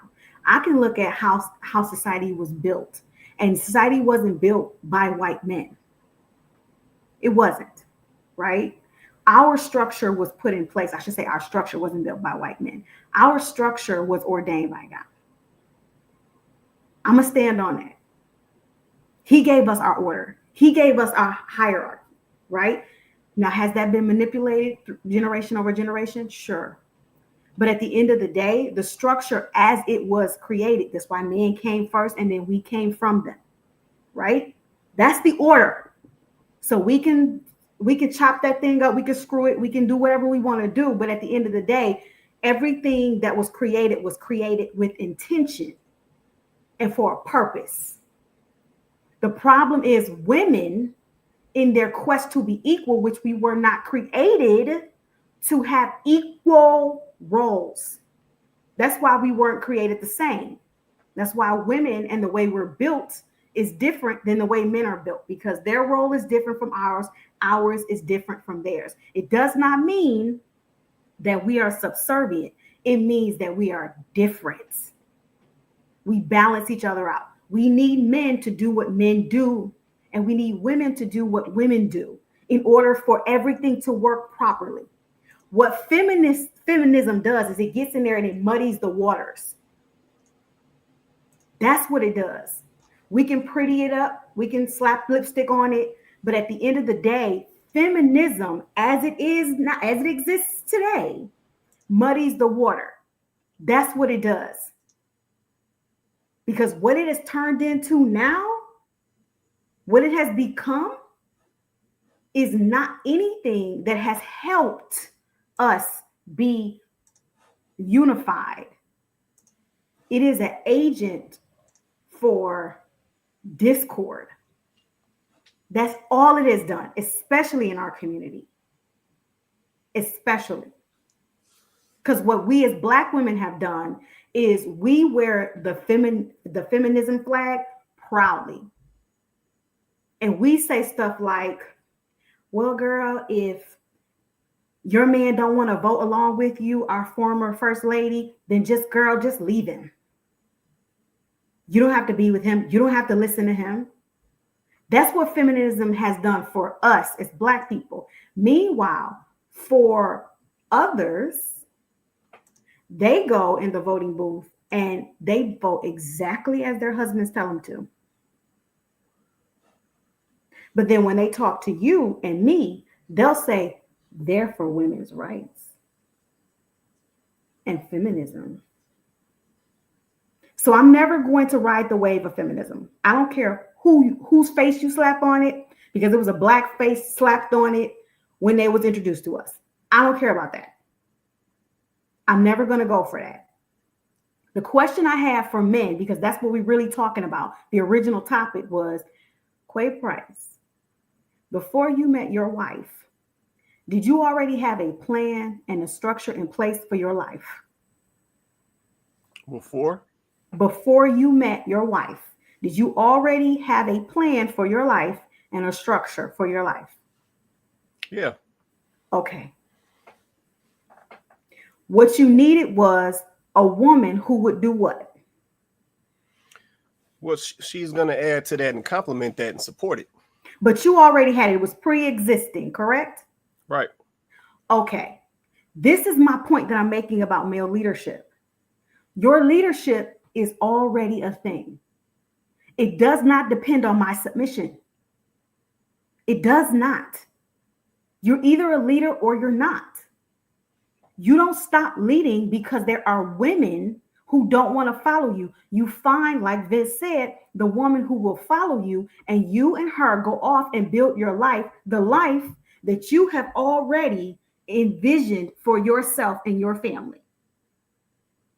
And usually, because you already have an idea of what you want that to look like, you now know what type of woman you need to find. And like Vince said, listen, if a poppin' sex life is a part of that, then you're going to ask the right questions. Period. Because that's what you want. It all applies. So at the end of the day, I keep saying this, and it's not about putting the blame on men. We got to get, this ain't about that. It's about knowing your role and knowing your purpose and fulfilling your purpose. Because that's how we build a stronger community. For those that want to fall behind because they don't want to follow, because they like living in chaos, then let them continue to live in the chaos that they create. And let all those of us who know better, let us continue to excel.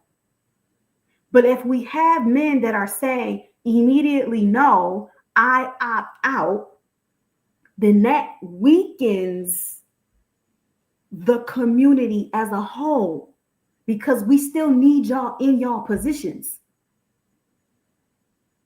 Not trying to make the donkey that don't want to come along, not dragging that donkey. We said leave that one. There's 4 more over here that they ready to go. So leave the stubborn donkey and go get the other 4 and let's go. Hey, Coco, can I ask that's the point that I'm making, and I don't want us to get lost in that, because I feel like Cole said, we spend a lot of time talking about the rejects, and it's like, I'm not saying they don't cause drama. I'm not saying they don't cause a problem. I'm not saying they're not a problem. I'm simply saying that we're giving them too much time and energy. That's all I'm saying. Okay, that's real right there. Vince, you want to respond on that? Go ahead. Can I ask Six, how old is he? Sith? Almost 40. Okay, you sounded a little bit younger, but thanks. But this is what I'm saying, that we have failed, and I'm not talking about you, Six. I'm talking about in general. And this is why I get choked up sometimes, because we have failed our young men. We have failed them because we didn't understand our value as men. I told you I had a point when I have two older kids, 5 years apart. My oldest daughter had went off to college, and my son was going to high school. They lived in Indianapolis. I wanted my son to come live with me. I said, okay, you got the daughter, she's on her way. I want my son to come live with me so he can understand the world from a man's point of view. Because it's very different. When you living with your mama, it's always going to be somebody to save your mama. The government, a boyfriend, aunties, day mama, they're not coming to save men. But I thought, well, I'm better than my father was. I didn't have a father. I have him on the weekends, and I have him during the summer, and we have a good relationship. But I didn't understand until he got grown his mindset, and he thinks like his mother. He thinks like his mother. He thinks like somebody's gonna come and save him. And this is, and it's just a tragedy. And I don't know if we can change those mindsets. And I think that I was more responsible because I had children very young, so I was made to have more responsibility. Everybody went, well, I got to do something creative. I got to do what I like to do. I didn't have that option. The judge told me, look, Mr. Williams, I don't care if you got to go sweep the streets. You got to pay this child support. So I had to wipe asses, do mortgages, and do whatever I had to do. I didn't have those options. So I'm summing it up to say that we as men, we have to love our women and raise our children, especially our boys, because and my thing is, I care about the results. The results in our community is a F. Is a fucking F. We still at the bottom of everything. And it had nothing to do with white supremacy. It has to do with our mindset, because I see other cultures coming over here with less than what we got. But you know what they got? They got real family. We can't even stand each other long enough to stay in a house together. My neighbors, there were two of them will be over there, then I'll see 8 of them there, because they done brought the niece, the nephew, and they'll be all in there on the floor in a $600,000 house on the floor. And then they'll go and start their own business. But we don't have that, because we don't have family. We don't have what Quay is. So we have to have a foundation. And that foundation used to be Jesus. And see, we have put all these restraints. Salvation is freedom. Real salvation. Real marriage is freedom. But we've turned it around, and just like B-Box said, we color purple eyes, because some of those grandmothers stayed because they love their children. And my thing is, what's the difference now? Now, instead of one husband that might have been an asshole, now you got 3 baby daddies that's assholes. And no father for your kids. Thanks. So let's look at the results. Yeah, no, that's facts. That's facts right there, Vince. And to your point, Vince, if we can correct it, fix it, turn it around, I think it can be turned around or corrected. But I'm gonna be honest though, it's gonna be the hard way. Yeah, it's gonna be the hard way. But let me just put it like this, man. Let me just put it like this. I wasn't even trying to go there tonight, but I might as well, because I'm like, none of these other videos gonna make the cut tonight. This done got hot. So let me go and just get right on into it. Man, like the old folks say, I'm just gonna keep it blunt, man. Some of y'all just hard-headed. Like, y'all just don't want to listen to nobody. Yeah, y'all can literally have people sitting in front of y'all face who literally have what you say you are aspiring to achieve. And y'all still don't want to listen. Yeah, so it's like, for a lot of this stuff, I think it's gonna be the hard way. Like, it's literally gonna be the hard way. Yep, everybody done got selfish out here. Everybody is overly stubborn in their mindsets and they thinking. Everybody out here lacking experience while at the same time telling themselves they know everything. Like everything is get rich quick. Everything is lacking patience. Everybody's attention span is 5 seconds. Like we in a situation of chaos, wondering why things don't go well. Like literally. Yep, going back to the point that was made earlier about the whole COVID situation. Yeah, you know why some of that stuff was going on in them households? It's because a lot of them foundations was already trash. But now you in a scenario where you forced to be in the presence of somebody you really don't even want to be around. Yeah, but that's really all that comes down to. You have some folks during the pandemic, whatever you want to call it, some folks was thriving. They was figuring out business ideas, making investments, doing all type of stuff while they was locked up in the crib. And then other folks was over here fighting, going at each other because they've never had to sit down in front of each other for more than 5 seconds. They get to escape and run off to this job every day and not see each other for 9 hours a day. And see, that right there tells me then y'all shouldn't even be rocking together. Yep, if y'all are excited about the time that y'all gonna be apart, that's not a solid relationship. Let me just be honest. Yeah, but that tells me a lot. But yeah, we in a time of chaos. Yep, in a time of chaos, wondering why things is not going well. Well, listen to some of the points that's being dropped. Listen to some of the mindsets that's coming out. Yeah, it explains it all. Yeah, so if anything, I will say this. At some point, and I'm just going to speak to the men, at some point, you got to just be quiet and listen. If there's some other men around you that have came before you, that have gotten to a point that you are not at yet, that may be able to tell you something and help you get there. Got to be willing to listen. Same thing goes for the women. Yep, ladies, you don't know it all. Just because you went to college, that don't mean you know it all. Just because you got a good job with a title, that don't mean you know it all. Sometimes you need to be quiet too.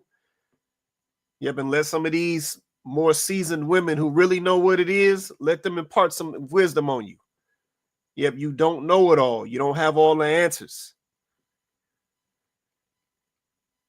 Yeah, like, man, this is pretty straightforward as to why this stuff is what it is, man. It's really not even that complicated. Yep, it's so bad now, we make simple things hard. Yeah, we make simple things hard. Like Vince said, it's probably 10, 15, 20 women to one at this point. Ladies all around the fellas. Fellas like, I don't even want to be, but it's like, come on, man. So yeah, we really got to think about what we doing out here, man, and how we moving. But yeah, to your point, Vince, yeah, I think it can be corrected or it can be fixed, but it's gonna be the hard way. Go ahead, Coco. I was gonna say, first of all, the back chat is lit. Y'all in the back chat. I'm sorry. It's on fire. I got time today. Okay. Yeah, what y'all gonna see behind the scenes. Okay. The back chat is lit today. But anyway, I just want to say, and we've made this point, okay, on the show before, okay. You know, shout out to Sith. Like, he's adding another layer of the conversation that I think is really necessary. Okay, by the way, it's a necessary part of the conversation, and it's okay that we don't agree. Like, that's the point, right? We gotta mine these conversations out. But I will say this: like, Seth is like super well read. I appreciate that he provides context to how he has arrived at the, you know, the thinking and the mindset that he has. But I will say this: I've said this before. To anybody, not just to Seth. Like, I think that it's important that we do expose ourselves and that we read more, because a lot of really important information is put in books and we don't read enough. But I've said this and I'll say it again. Sometimes I think that some of we're reading, and it's great. We should be reading. But I wonder sometimes, just like with social media and absorbing all of these different messages, sometimes I think that we're taking on, or we're living someone else's trauma, that we're experiencing life through someone else's trauma, that we're taking on these very traumatic experiences, and they're not our own.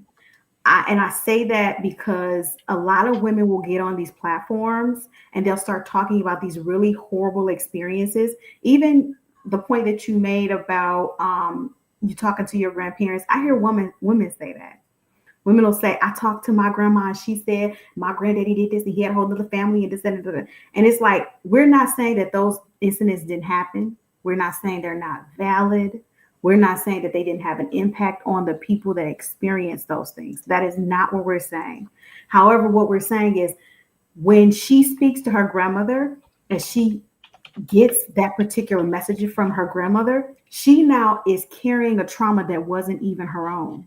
She now is going out into the world with the perspective of men do these types of things, right? That's going to affect her mindset when it's her turn to vet a man, to experience a man, and to be with a man, even though she herself has not experienced that. But now she's taking that trauma. If she doesn't know what to do with it, if she doesn't know how to navigate that, if she doesn't know how to take the lesson and then keep going, then she'll turn that trauma into bad decisions. She'll turn that trauma into a toxic mindset.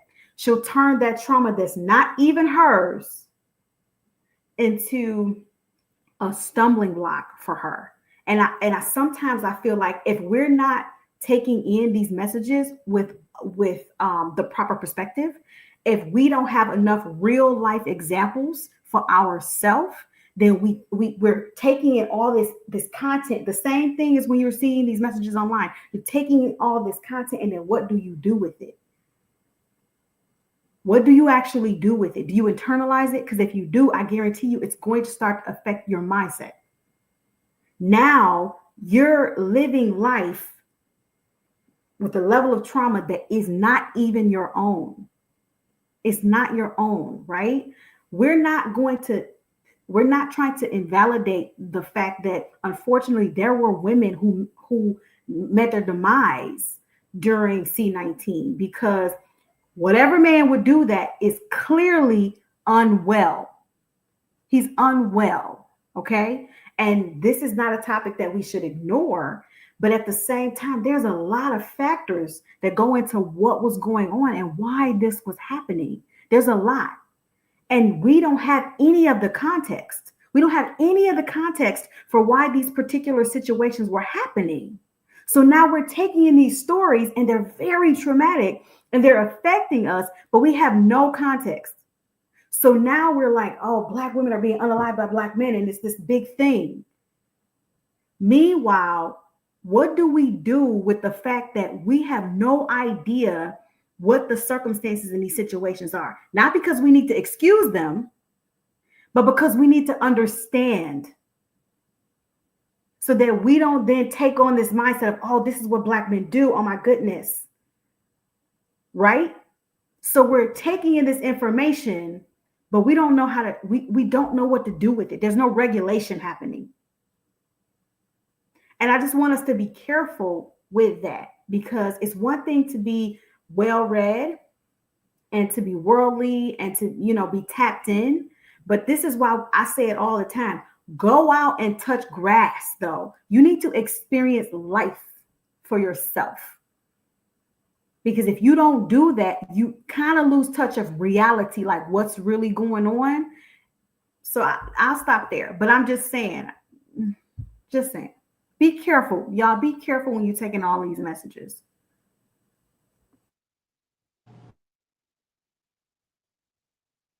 I'll pull somebody in here to say hi. You're muted.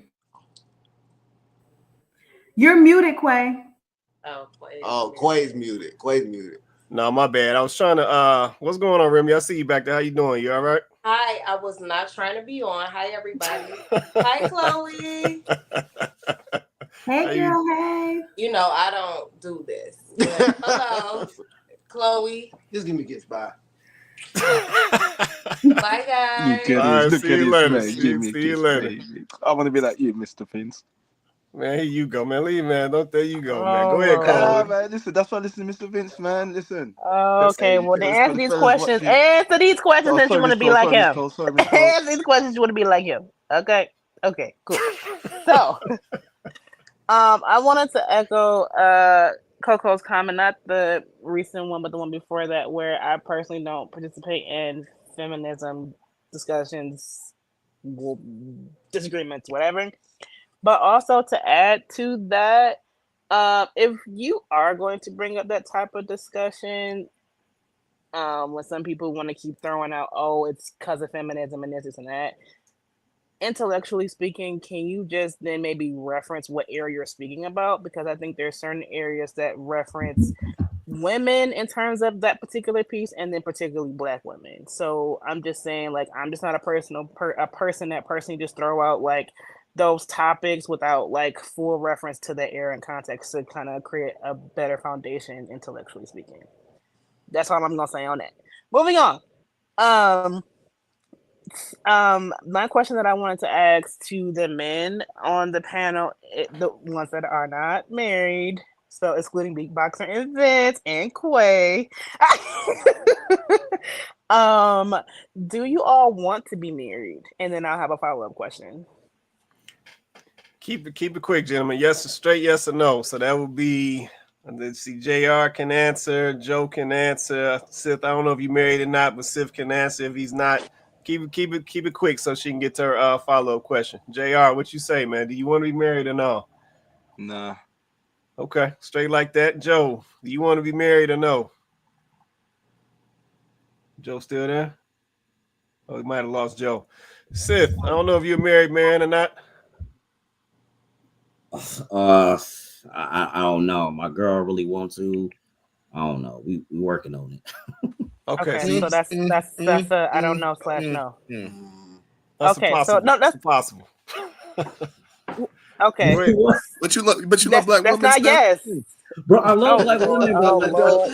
nah, no. see, Don't that's do him not like something that. Don't do man. him like that, Big No, Box. no, Don't we gotta do lay him. the You can't make Don't this do him shit like up. that. Black people don't do me like that. You love black queens so much you won't marry her. I love black queens. Okay, but like me and my girl, like we talked about like we want to be life partners. That's without a doubt. We're going to be life partners. What does but that the mean? Structure of marriage. I'm agreeing with That don't say marriage. He said life partners. He did not say marriage. So here we go with the technicality. So that means, like I said, I don't know / no, not yes. Okay, so with that, is a no. Go ahead. Yeah, that's a no. So with that, then my follow-up question is: then do you all know what your current mission is, and do you feel that you can, at this point, share that with somebody? And backclaimer, before anybody says anything, because I feel like somebody about to jump out on me, I will not ask a question that I'm not prepared to answer myself. So. Now go ahead, ask the question, man. You can just clarify. If you can go deeper than that, yeah, go ahead, like, so I can just understand a bit more what you mean. Like, do you know what your life's purpose is? And are you okay, like, sharing that with a wife? Nah, that's a very good question, the way you've put it now. Me personally, when I have the conversation with my mum and whatnot, I always say to her, I think I need to probably get some sort of, just say healing or whatever it is, maybe from everything that's going on out here, and try and see things in a positive way rather than a negative way. So train my mind to think more positively rather than being negative, then yeah, I'd say so, yeah. But I have been in 2 relationships where, I was positive, and if it went to that, then why not? Because I'm in it, and things were going well, etc., etc. And I guess I'd have been, probably willing to ride it out. And I was close to proposing. He's mishandled like women. I got engaged and whatnot. But yeah, I'll hand it over to Sif.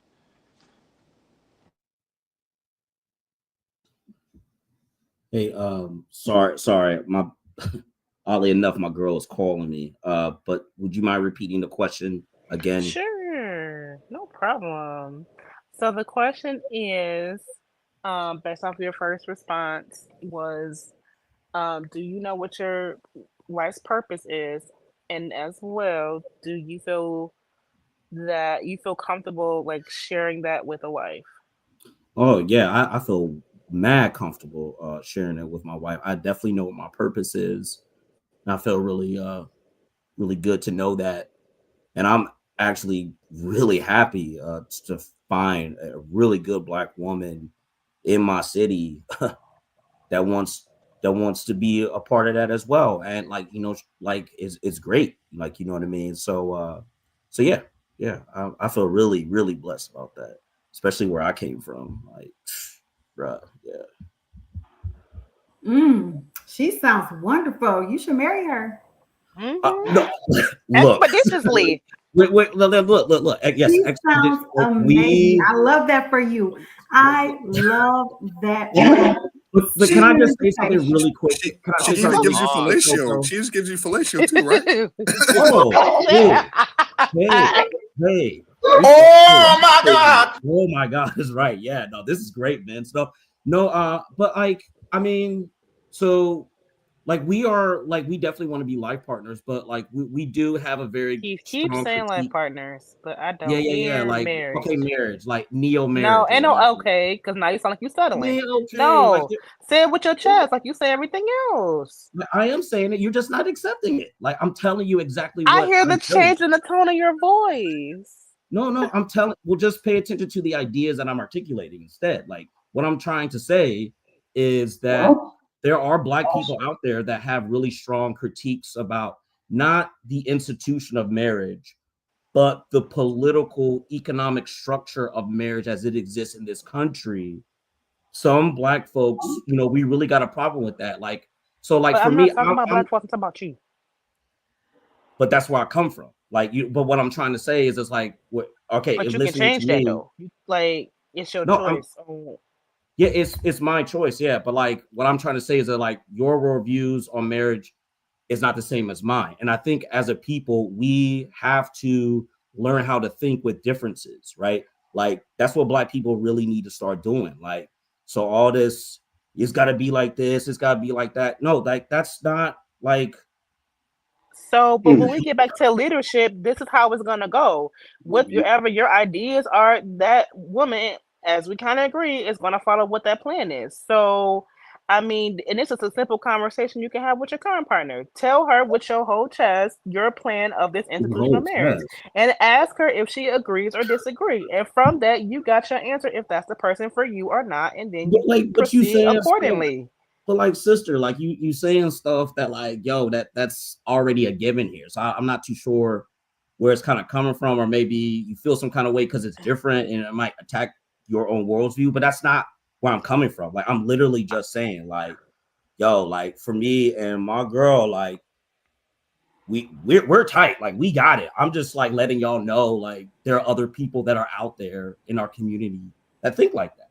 It might be helpful to see the benefits of that and how that might benefit your own existing worldviews. Like, you ain't gotta tell me I gotta say it with my chest. Like, I'm a whole free ontological Black human being as a male. So like, So let's just say your dream girl comes along. Let's just say she's Beyonce for hypothetical purposes, and she said the only way you're going to get with me, and I'm going to allow you to be with me, have kids with me, is if we get married legally according to the laws of the country.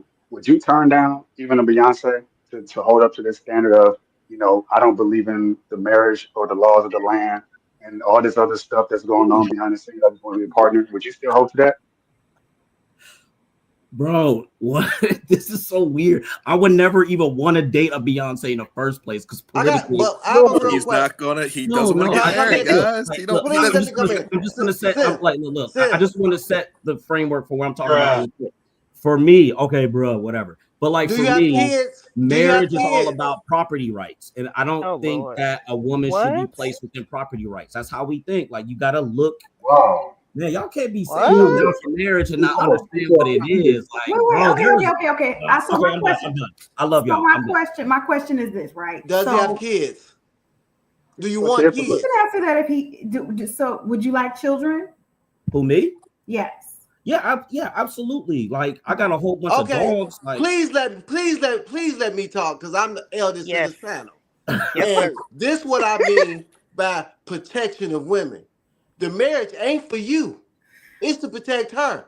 If you There's have Amen. truth to kids that. and That's die true. Amen. without That's a true. marriage, them kids don't get no Social Security. bro, Wait, dude. Okay. no. We keep talking about this quote unquote capitalism, white supremacy. We Yeah, ain't got no money. How you think wealth and generational wealth and preparing for legacy is built? It's more than just bro, your happiness. bro. Mm-hmm. It's about I would never have my life partner unprotected Well, that's why we Ooh. got with my lawyers to kids. figure it out. Like there are No, relationships you that ain't black gotta figure adults it out. have. You get There are married, so if relationships that you black die, people have. your kids can have some Social Security. But brother, What's to figure out? bro, Are the there lawyers are white? ways around Are the that. lawyers Like white? you What's can way? have Well, if like I don't mean to interrupt, right? But there are ways, right, where you can. It's up to the black adults, the couples, like me and my girl, right? We want to set up the terms for how we want to live life together on an actual legal way, aside from the state.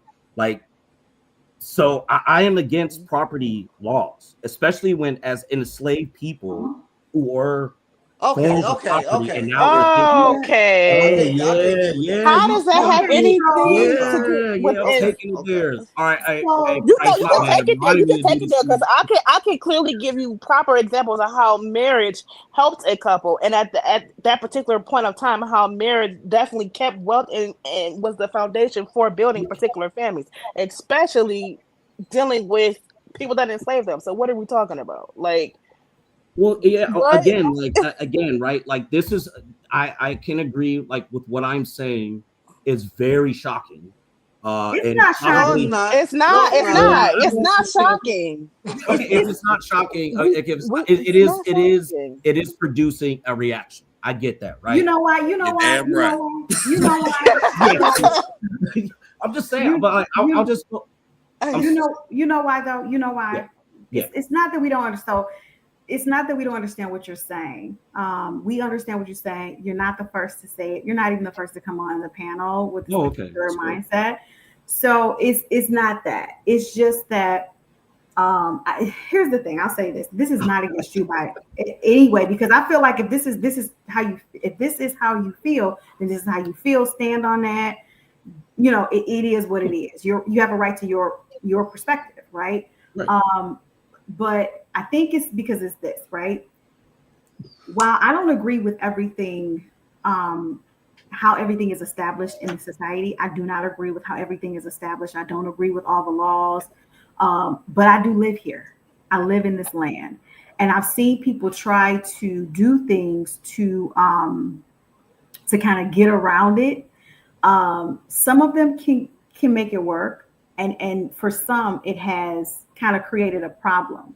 And when you're no longer, with us, which I hope doesn't happen anytime soon, when you're no longer with us, your family that you've created with this woman that you love, who sounds great, there is no guarantee that this stuff that you put in place will happen the way that you're saying.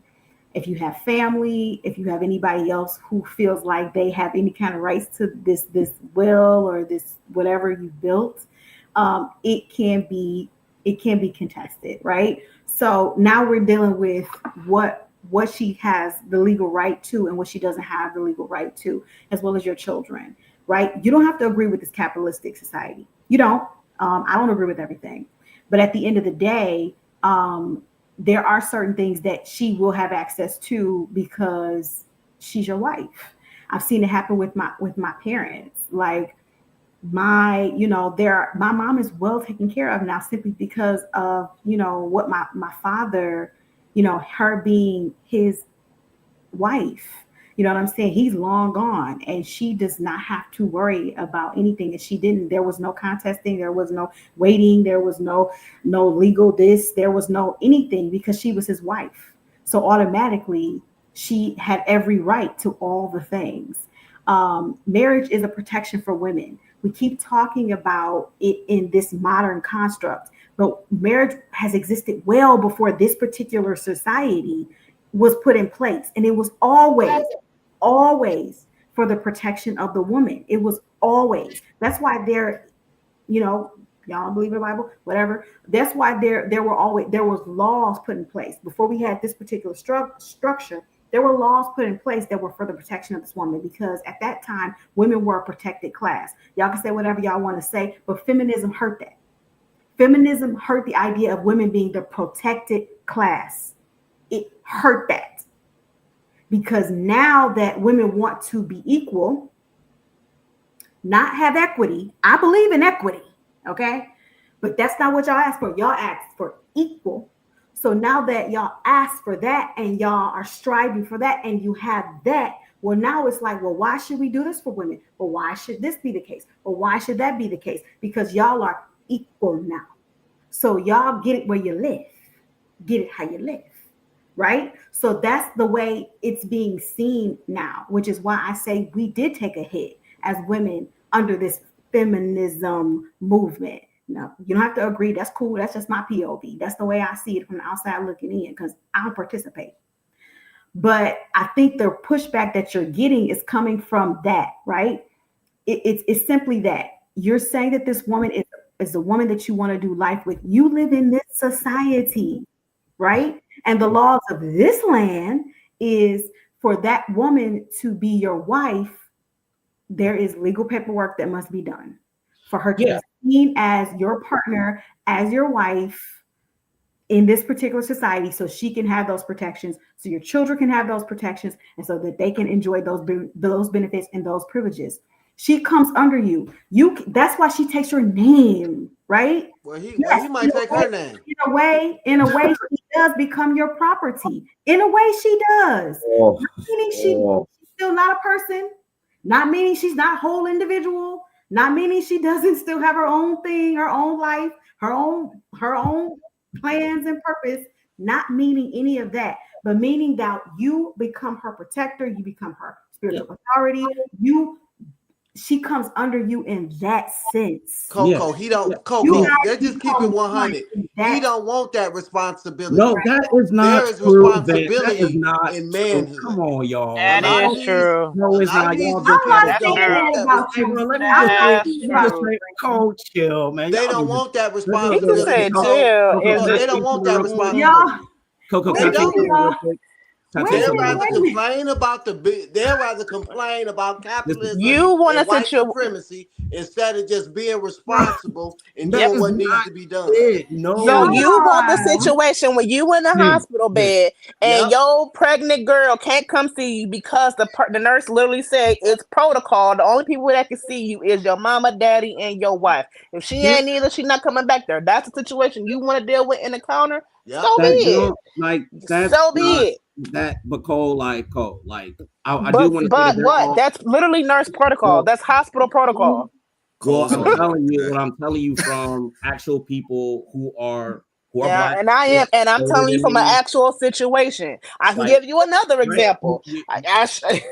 I can give you another example. I've heard them all. But like what I'm trying to say. Okay, and yet you don't think there's a problem. Coco, there are examples, right? Like everything that you say. How about your examples? Not an example. How about your examples? Your examples. Because I just gave you mine. Hey, Coco, I do believe that like, black women definitely need to be legally protected, like for sure, right? Like, so my girl and I had she has the same kind of worldviews as I do, right? So there are ways where you can have lawyers, right? Like we have an attorney that is willing to determine what we want legally to have legally what that should look like that works. So what's the difference for us. between that and the mill? Right. What's And the that and the difference will. between You that don't and believe in wills marriage? either? Hold on. You don't believe in wills either? Now it gets deep. Now it gets deep. So No like, American constructual documents. What he don't believe in. So, hey, Is the Price and attorney Coco, white? I will just say this real quick. There are alternative structures that are out there that might work best for other Black folks like me and my girl, right? Where you can have the protection without the whole idea of the property thing. Because, you know, a lot of Blacks that think like me, it's really What's like your a problem. with the property thing? Okay, let me just add, because maybe it's that I don't understand exactly where where your conflict is and where it lies, right?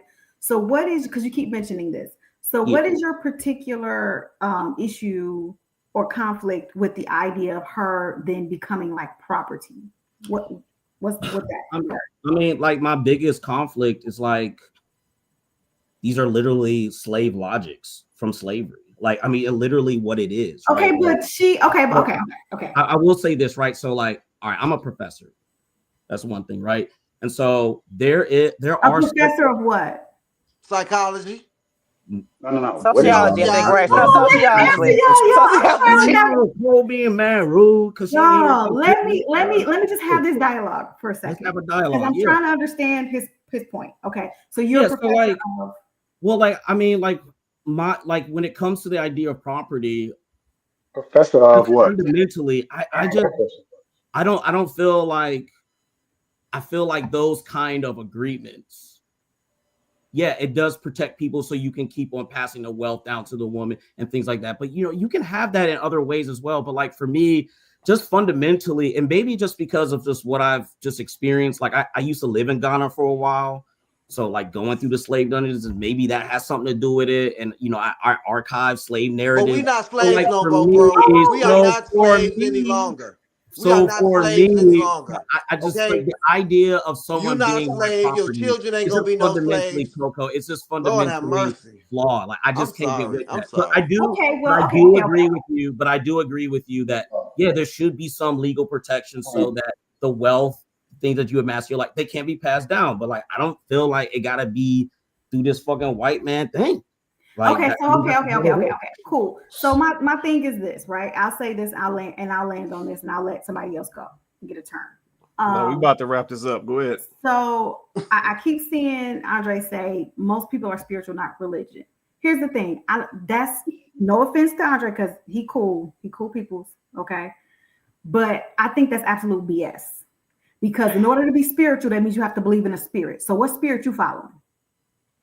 Y'all want to keep doing this? Y'all want to keep doing this spiritual versus religion thing? But in order to say you're spiritual, what spirit are you following? Right? I mean, what's your? I'm gonna finish the point and then I'll let you respond. What is your foundation? Because we can't be just throwing stuff out here because it sounds good. If you're spiritual, that means you follow a spirit. That is something, there's a spirit that you subscribe to. What spirit is behind your belief system? That's one. That's one. Two, I will say this. Once again, you believe in the ancestors, so do I. Right? But I just know that my ancestors, their story is in that book that everybody wants to discredit. Those are my ancestors. And my ancestors had a structure that was put in place. And it didn't have nothing to do with this modern day construct. Yes, when a man married a woman, there was an exchange that was happening. There was a covenant that they entered into that didn't have nothing to do with what we've turned it into. I get it. We've turned it into a bunch of BS over here. It is what it is. It is what it is. That's the laws of this land. But at that particular time, the covenant was established between those two people for, yes, her to become his. She took his name, right? That was her protection.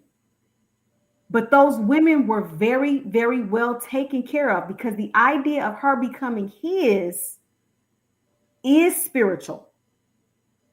It absolutely is. It ain't got nothing to do with legal. It's spiritual. The covenant overall is spiritual. So while you're signing a piece of paper, I get it. That's just for the laws of this land. But the real covenant that happens is a spiritual covenant. That's the part that y'all missing out on. That's the part that you're missing, right? There has to be some type of exchange. Yeah, I agree. There has to be some type of exchange, right? Yes. Yes. And we're told if we believe in that, if we believe in the word, then we're told that we're to respect the laws of this land. And the laws of this land are, in order for that covenant to be valid, then we must take the appropriate and proper steps. So when we're not doing that, we can't expect for that covenant to be honored spiritually either, because we're not doing what we're supposed to do. So we can do life partners, that's great, but we can't, Cole. No, we can't. That's fucking cap. It's not going to be honored. All that, fuck that, Chloe. All that is cap. It's not going to be honored, right? That's what I'm saying. I just articulated differently. You can do that because you can do whatever you want. You have free will. But I'm just saying that particular covenant is not going to be honored. It's not in the eyes of the Creator. And if you don't believe that we have a Creator, if you don't believe in it, then I guess it is what it is. But I'll just say that, and I think that the pushback that you're getting is from that. Like, I think that's our issue, right? Like, that's why I asked you what your personal issue was, because I need to understand what your roadblock is. And now I'm trying to help you understand what ours is. The reason I'm gonna tell you what it is. I'm gonna tell you it's a victim train mentality. I'm pretty sure he got a contract through that school he professed at. I'm pretty sure he got a contract with them. Bro, I'm pretty sure he ain't just said, well, we'll just pay you when we feel like it. I'm pretty sure you got a contract through them. Don't you? Just because I critique the reality of where we're living, it doesn't mean I'm a victim. I'm like, there are a lot of Black folks that think like me that are being hella responsible, beyond victims about these things. But going back to Coco, to your point, yes, about the sacredness, right? Like, even as, as descendants of African people, enslaved or whatever, the sacredness thing is really, really important. So for me, my cosmology or my own worldviews is inherently different. So like, I grew up out of the church. So like some of the worldviews that you all are expressing are things that I kind of just grew out of, just the more that I started wrestling with things. So for me, like, God is my first ancestor, right? So that's number one. And then, all existence is God. So that's how I see it. So like, and that, and that's just it. Like, and I think that's just how it is. And so the covenant that I have, like, with my girl, who will be, for lack of better words, my wife, right? Like, it is centered, like, on that. So you right? think that she the would only be thing I'm happy really if just you trying to said bring like into that? I'm sorry. Why do you seem so like you sound so like just not joyous when you say that? No, don't do that church stuff on me. Don't be doing that. Well, because you said, for lack of a better word, like, no, I'm serious. It's a serious question. Does that particular word, is that also in alignment with like your way of beliefs as well? I'm seriously asking. Wait, okay. Because you seem like you didn't seem as happy to say it.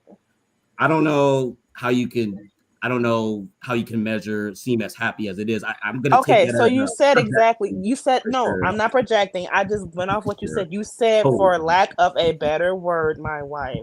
So I'm just asking, does that also fall in line with what you're saying in terms of your aspects of an institution? No, I'm seriously asking. I'm saying that, Cole, as a slight to you, right? Because like you're saying, like, so that's why I said, like, why? I said wife, because like I couldn't, like, because y'all couldn't accept that I was saying like life partners. So you're smarter than us. So like, what it is? Smarter than us. You're smarter than we can. We don't understand the concept wife, or you just don't. It's over your head. All of these other things that give you the impression that you're somehow more intelligent, but you're speaking a lot of words. We know what you're saying. It's a bunch of bullshit, bro.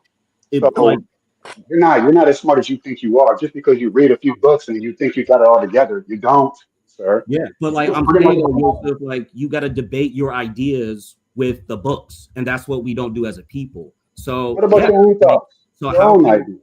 so It's like that's what reality. I'm saying. You're not in Like the world. there is an intellectual disingenuousness that is pervading American society, and it has collapsed amongst our people. We literally think that the ideas of Black folks are synonymous with white people. So yeah, I'm going to grill and I'm going to definitely debate those things because like people, I think Black folks need to construct new relationships, new ways of thinking.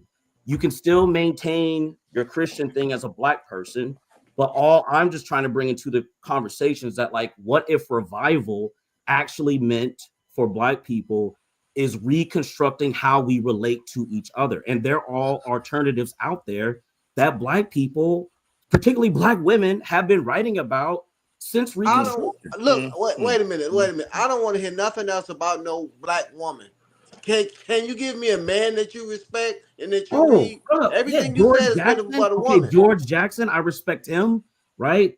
George Jackson This is is my a bottom Black man. line, Seth. Yeah, George Jackson, I'm answering your questions, bro. George Jackson, W.E.B. Du Bois, like these are like, come on, y'all. Like, I'm not like you can get this from the library, bro. They're So alive. Let me trying just to say one thing. I Come on, understand man. all that, but this is life. I thought you were like in your early 20s. I mean, like at the most 30. You're a 40-year-old man. You talk all this, but if a car hits you tomorrow, what you gonna do? If If you a car can't hits me talk, tomorrow, then wait a I'm going minute, to wait a recover. minute, Like, what wait a did you minute, say? because that's what men do. What do you mean what men do? What are you talking about? You say you have a life partner. Have you protected her?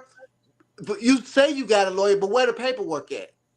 It ain't for you Men to take see, care. bro. That's Let me between finish. me and my girl. See, Men that's not take how care and regular Black people are provide for doing. their Black women. people love You're to a discipline their 40-year-old man girl. that's talking about Black when we people could do love to this and could do discipline when that. things are coming up different. Vince, you gotta He's start not thinking. disciplining. What do I have to He's think? asking for the I'm same asking if thing you get hit from your tomorrow. institution. I've If you get already hit, answered that. Like, what more do y'all need? If just be honest and say, like, bro, Oh gosh. what do you mean? honestly, Oh say gosh, like, what? I'm telling y'all the answers, but it's He's just trying to meet you at the way that you're constructing your institution, but he's also saying the same thing as if he was using his own verbiage. So what he's asking you is, in the same situation from his verbiage, if something were to happen to you tomorrow per your institution, what are those documents that would protect her the same way that it would in his particular verbiage? she would get everything that I have amassed for myself. She would have. How? Yes, You yes. got a will? You Right. So have a will? he's saying in your institution, what are those documents? Because we don't know what those documents are outside of our institution. That's what he's Look, asking. all y'all gotta do, Vince, all you gotta do, you can contact lawyers. They can form these contracts. So you don't have between it yet. adults. So you don't have it. You don't have it. All right. So Vince, You I know don't what you're have doing. it. I know what you're doing right now. And I clearly already said that me and my girl are in the works of doing just that. I literally just said that. Oh, So okay. all the other stuff How long you're y'all been doing, together? How long y'all been together? like that is not the point. Like, I know what you're doing. No, that Like, is you're the not. point because he's you want to get asking. in He's here and make asking. an excuse for white supremacy and slavery Yeah. and all that. What are you Yeah, gonna bro. do to change it? You I'll gonna tell die you exactly broke. what I do to change it. I'll Your tell you woman exactly gonna what I die do to broke. change it. Your All right. kids gonna be Yeah, broke let's and go. complaining about capitalism and slavery. Yeah. Right? You got all this education and no results, but a So bunch of what damn makes you think words I don't flying. have no? Because my results don't look like yours. So what is you saying, bro? Like, nah. No, that's not what he's I saying. didn't say that. He's I didn't say holding that. the same bar per his Exactly. institution. So, So yeah, he's exactly. trying to understand what that looks like per your institution. That's it. All right, That's so let all me he's hold asking. on. Let me wrap this I up. understand it, bro. Let me All wrap right, this up. yeah, Let me you wrap wrap- this up. they're Let me just- wrap this yeah, up. Let me wrap please, this up. they're not listening. Yeah, so let me wrap this up. I'm gonna take some closing. I'm gonna make this point, and I said then I want y'all. So we're gonna go and take some closing to get out of here. Sith, I hear what you're saying, but I'm gonna tell you what I hear, and I'm not saying that you ain't got things you're working on and all of that. But some of the stuff that you're saying, it sounds very non-committal. Yeah, but that's what I hear. Yeah, I just been sitting back listening to this whole exchange between everybody. Yeah, some of the stuff that you're saying, it sounds very non-committal.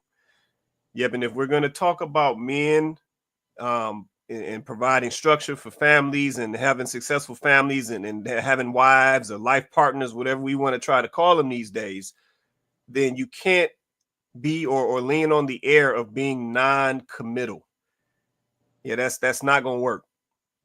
So that's just what I can hear based on some of the stuff that you're saying. Now, I understand, folks is, working to circumvent the system. I understand contracts. I understand attorneys and getting in front of magistrates versus going through an official marriage and all of this. I understand all of that. Yeah, we've heard that stuff. I get it. Yeah, so you do whatever you feel is necessary for you and your situation. But based on this conversation and some of the stuff that's being said, it sounds very non-committal. Yeah, so that's what it sounds like. But let me come to the panel. We'll come across the top and the bottom and we go. Coco, you want to say anything before we get out of here? Going back to the original topic about just Black relationships being done. I think that, even though this conversation took a lot of different turns, I think that this is what we need, right? Like, I think that we get so caught up in the details that don't matter. And we're allowing these outside influences that we say we don't believe in to dictate whether or not we actually move forward with our covenant relationships. So we'll say that we don't believe in this construct and we don't believe in the laws and we don't believe in this capitalist society and all these things we don't believe in because these are the reasons why we can't have relationships and these are the reasons why we can't be together. But in retrospect, it's how we react to these things that's causing it. At the end of the day, I understand that you don't like the way the construct of marriage is set up today, but this is about, do you want to take on the responsibility of being this woman's spiritual authority, physical authority, your children coming under you guys, and you guys becoming one, a real partnership? And I don't mean partnership the way people throw that word around now. I'm not talking about that.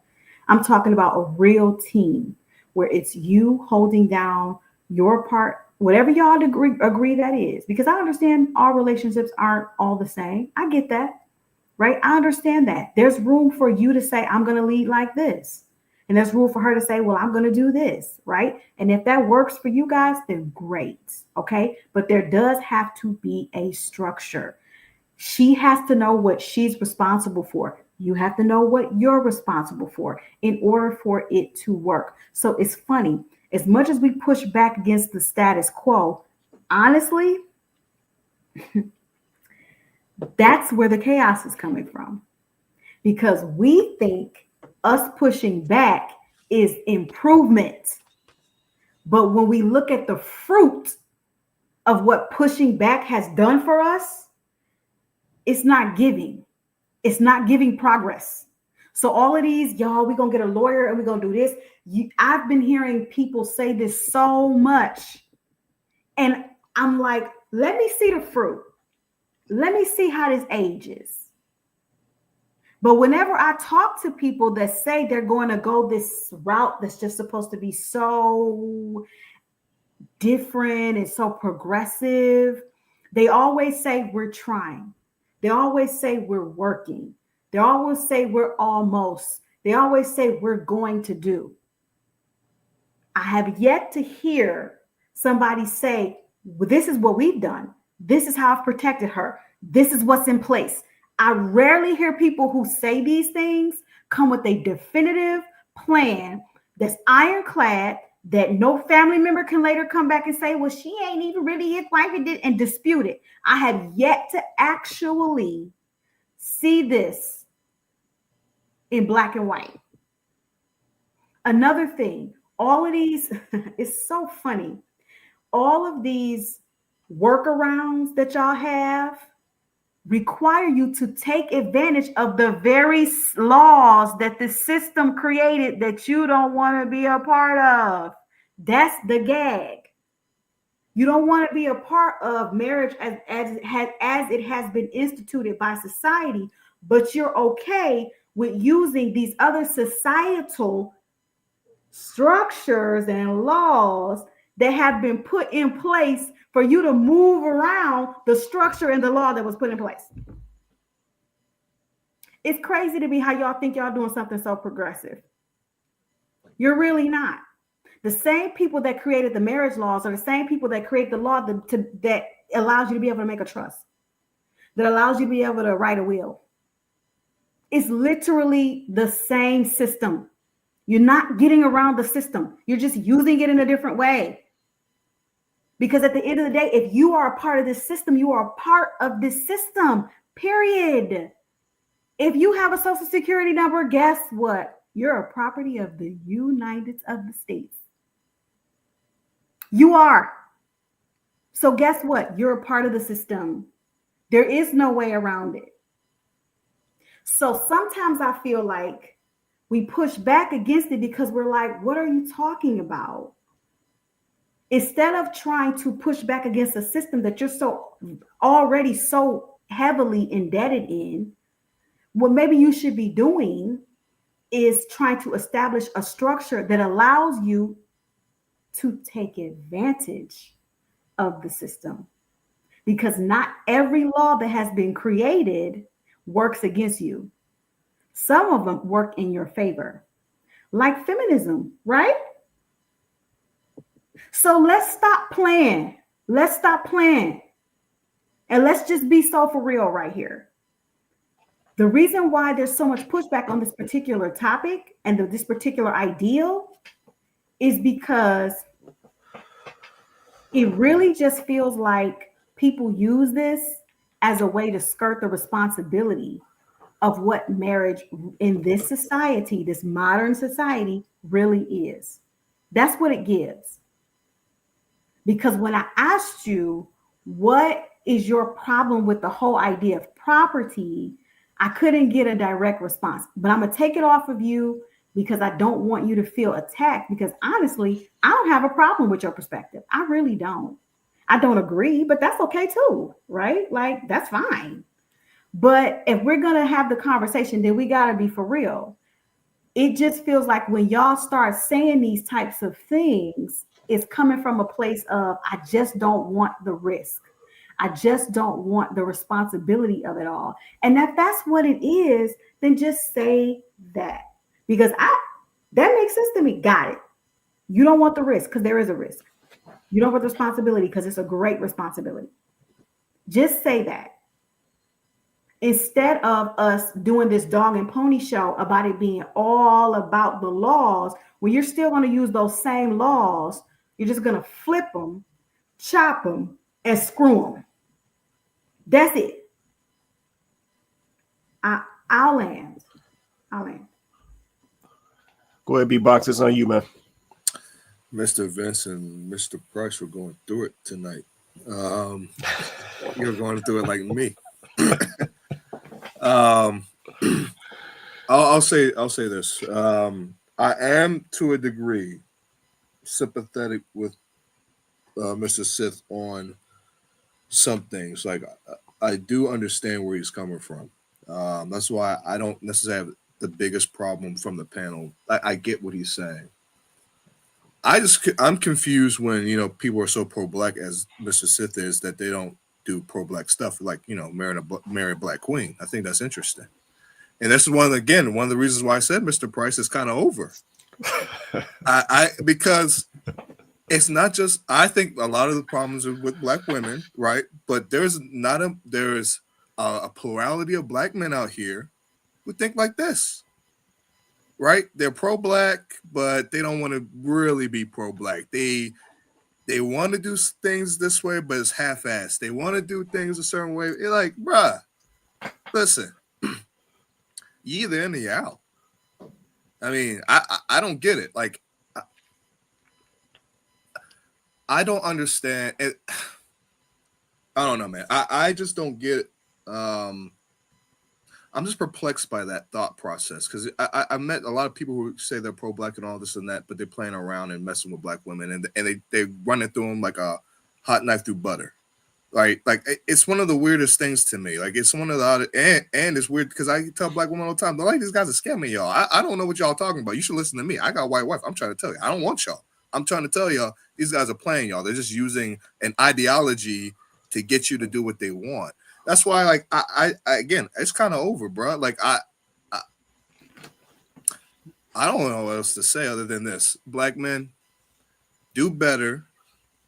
If you don't want black women like that, you don't want to marry them, just be honest. A lot of these women will be with you anyway. I swear to God. They'll do what Vince has been talking about. They'll give you fellatio, they'll do all that. Just tell the truth. Just be honest. Like let's stop playing this game. And black folks, because he mentioned this about wealth. The two things that's killing us in our community as far as building black wealth. It's two things: having children out of wedlock and not being married. Those are the two things. That's it. So if you want to be pro-black, as we all want to say, don't have children out of wedlock and get married. Hell, I'll even say, hey, be in a long-term relationship. Fine. Don't get married. But you create, you get one thing, she has one thing, you put it together. That's how you make wealth. Period. It don't matter if it's white supremacy, all this. I don't care about none of that. That's why we had redlining. See, it's funny. You read all these books, Seth, because I'm a political scientist and I graduated with 2 degrees. And you skipped all that. The reason why a lot of white people stopped, we couldn't build wealth is because of redlining. We had people burning our churches, all that, right? Now that we can do that, now we're saying, we don't want to do all that. Nah, I don't want to buy a house. I don't want to get married. I'll have a kid or two. Shit, who cares a damn? Fine. That's crazy work to me. And then you want to talk about black, it's over. I'm sorry, it's over. Okay, there it is. Vince, it's on you, man. Go ahead. I just want to say to Quay and the Beatbox, this is why we need to keep our marriages together and raise our children so they can get a male perspective, a strong, black, protective, responsible male perspective. This is what happens when there's no responsible male perspective. We just let our woman just hang out there on the possibility that, well, I'm 40, so I got, I do it when I'm 45, when I'm 52. And it's strange because I had this type of mentality when I was at UOD. I'm going to give this short little story. I didn't have a father, so, I was against everything American. I ain't stand for the American flag. That's white man's flag. So I got to UOD. We had a protest my sophomore year because they wouldn't let our basketball team play with the other basketball teams because we did have very good players that used to be players on the college team. So it was unfair. And they didn't have African American studies classes. And I was like, and now I look back at it, I was like, they gave me damn near a full ride with a C fucking average. And I'm sitting up there complaining about African American studies classes. Didn't get no degree. Had to pay them $60,000 and all I got was 2 friends. Because I'm so concerned about I should have got my goddamn accounting degree. I'd be richer than I am right now. But as a man, I'm saying to all the men on here, we got to do better with who we are responsible for. And if this your lady and you are responsible for her, then you protect her in the effort of your demise. You don't ever know when your demise is coming.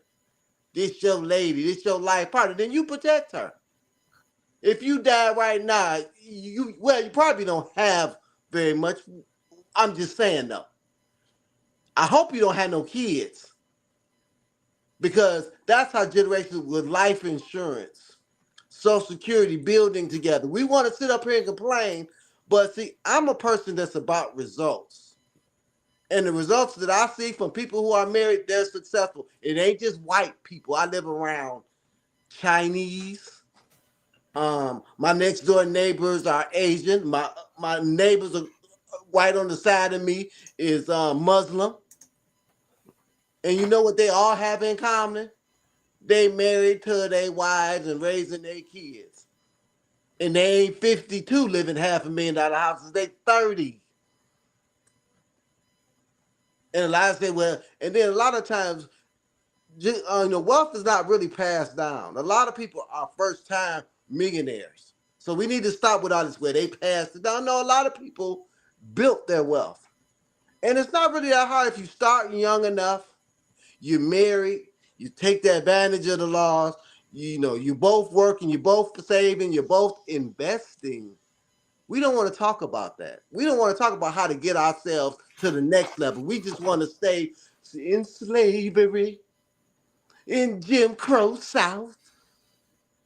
But I can teach you something if you want to know.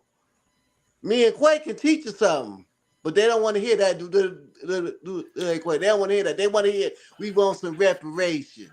You got reparations in COVID, if you want to know the truth.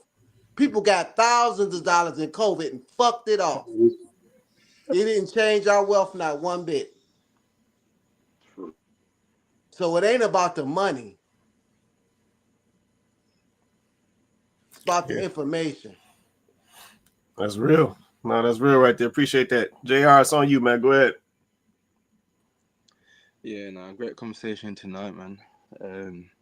Yeah, and if Mr. Cole allows me, to talk about Mr. Vince for a sec, but it will lead to the question that she did ask earlier, right? Yeah, nah. Obviously, I think sometimes when I do say things, sometimes, yeah, it can get lost in the translation. But like I always say, when Mr. Vince obviously, jumps at it and it's like, nah, enough is enough type of ish. That's the reason I say that I don't, respond back or whatever it is because I try to understand, because he's spoken many times from beginning to now, and for a lot of young men, we've got 3 men on the panel that are married, so it's about sometimes I think somebody said it, Mr. Price said that we're hard-headed. And that would have just been me proving a point of just jumping back, sit back and listen, because it's making sense. But also at the same time, Mr. Cole, with the question that you asked about purpose or whatnot, right at the end, just before we start doing the closing, everything made sense, in terms of your question and to what Mr. Vince was talking about in terms of making money and having your purpose. And I think obviously with my answer to your question as well, when I said no, I think it's one of those ones where for me it's more the mindset of the women today, right? Because when I was 22, yeah, I found myself a nice black lady, whatnot, working things out on our journey. I've always seen my mum and dad. They was married up until like 5 years ago. So I always knew what a man's purpose was. And when I was with her, I was taking care of business. I was 22. I knew what had to be done and was moving along. And her mum and dad broke up. Dad's gone back to Africa, and she's having a bit of a tough time with mum. So I'm like, he's let it go then, because this is during lockdown. So because you're working from home, like I said, I'm taking care of my ish. Here's the plane ticket. It's not cheap either. From the UK to Africa, it's not cheap.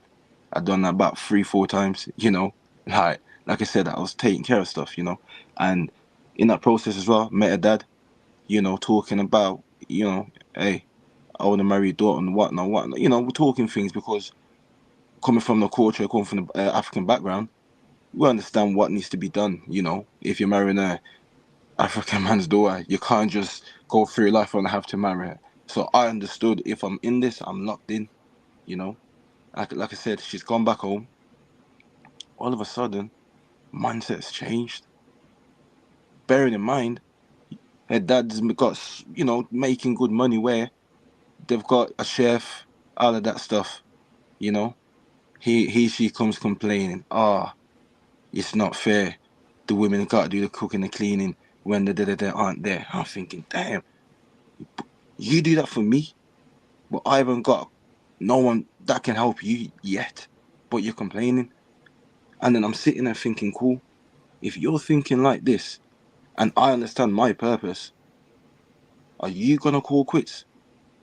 And there she goes. She calls quit on a relationship, and I'm like, all right, then that's how it goes sometimes. And I think when I said, you know, with my response to not getting married, yeah, maybe I'll probably say, yeah, jaded, not necessarily from that relationship, but just in terms of just reality of like women are just gonna live due to just the mindset of just quitting, and men don't want to quit once we're locked in. But like I said, I know what I need to do. I need to sit down and start training myself to be more positive rather than negative, you know, in order to be able to make it work. So rather than me answering yes, I want to get married. Nah, I gotta be real, you know, but also give context to, like I said, the question was a very great question, especially to non-married men. But like I said, we do see 3 men here married that are married. There's a couple of guys that I believe that are in the comment, watching that also married and a comment and whatnot. So you know, that's why I come back every week, because one day I will change my decision, hopefully, you know. And like I said, sometimes I do try. Sorry, you know, probably at first I was a bit maybe just negative, women. But in the last couple of shows, I've been quiet, trying to listen. So, like I said, so I'm not always coming across as negative, where I do try to understand both sides rather than just, you know, it's always women. But like I said, I'm never going to be disingenuous. Men do need to improve, and we know what we need to do. But once again, thank you for the great conversation tonight. Yeah, no, I appreciate that, JR. I appreciate that. B-Box, I'm gonna let you go ahead real quick. Then we'll come to Cole. I'll be very quick. Hey, JR, do you have any thoughts on Skepta versus Jordan Lucas? Yeah, I don't ever listen to Jordan Lucas. I don't even know any of his music. But now I'll probably say, it's a good question. But you know what it is, yeah? I always say America's, you know, the big brother, right? Because that's where everybody's locked in.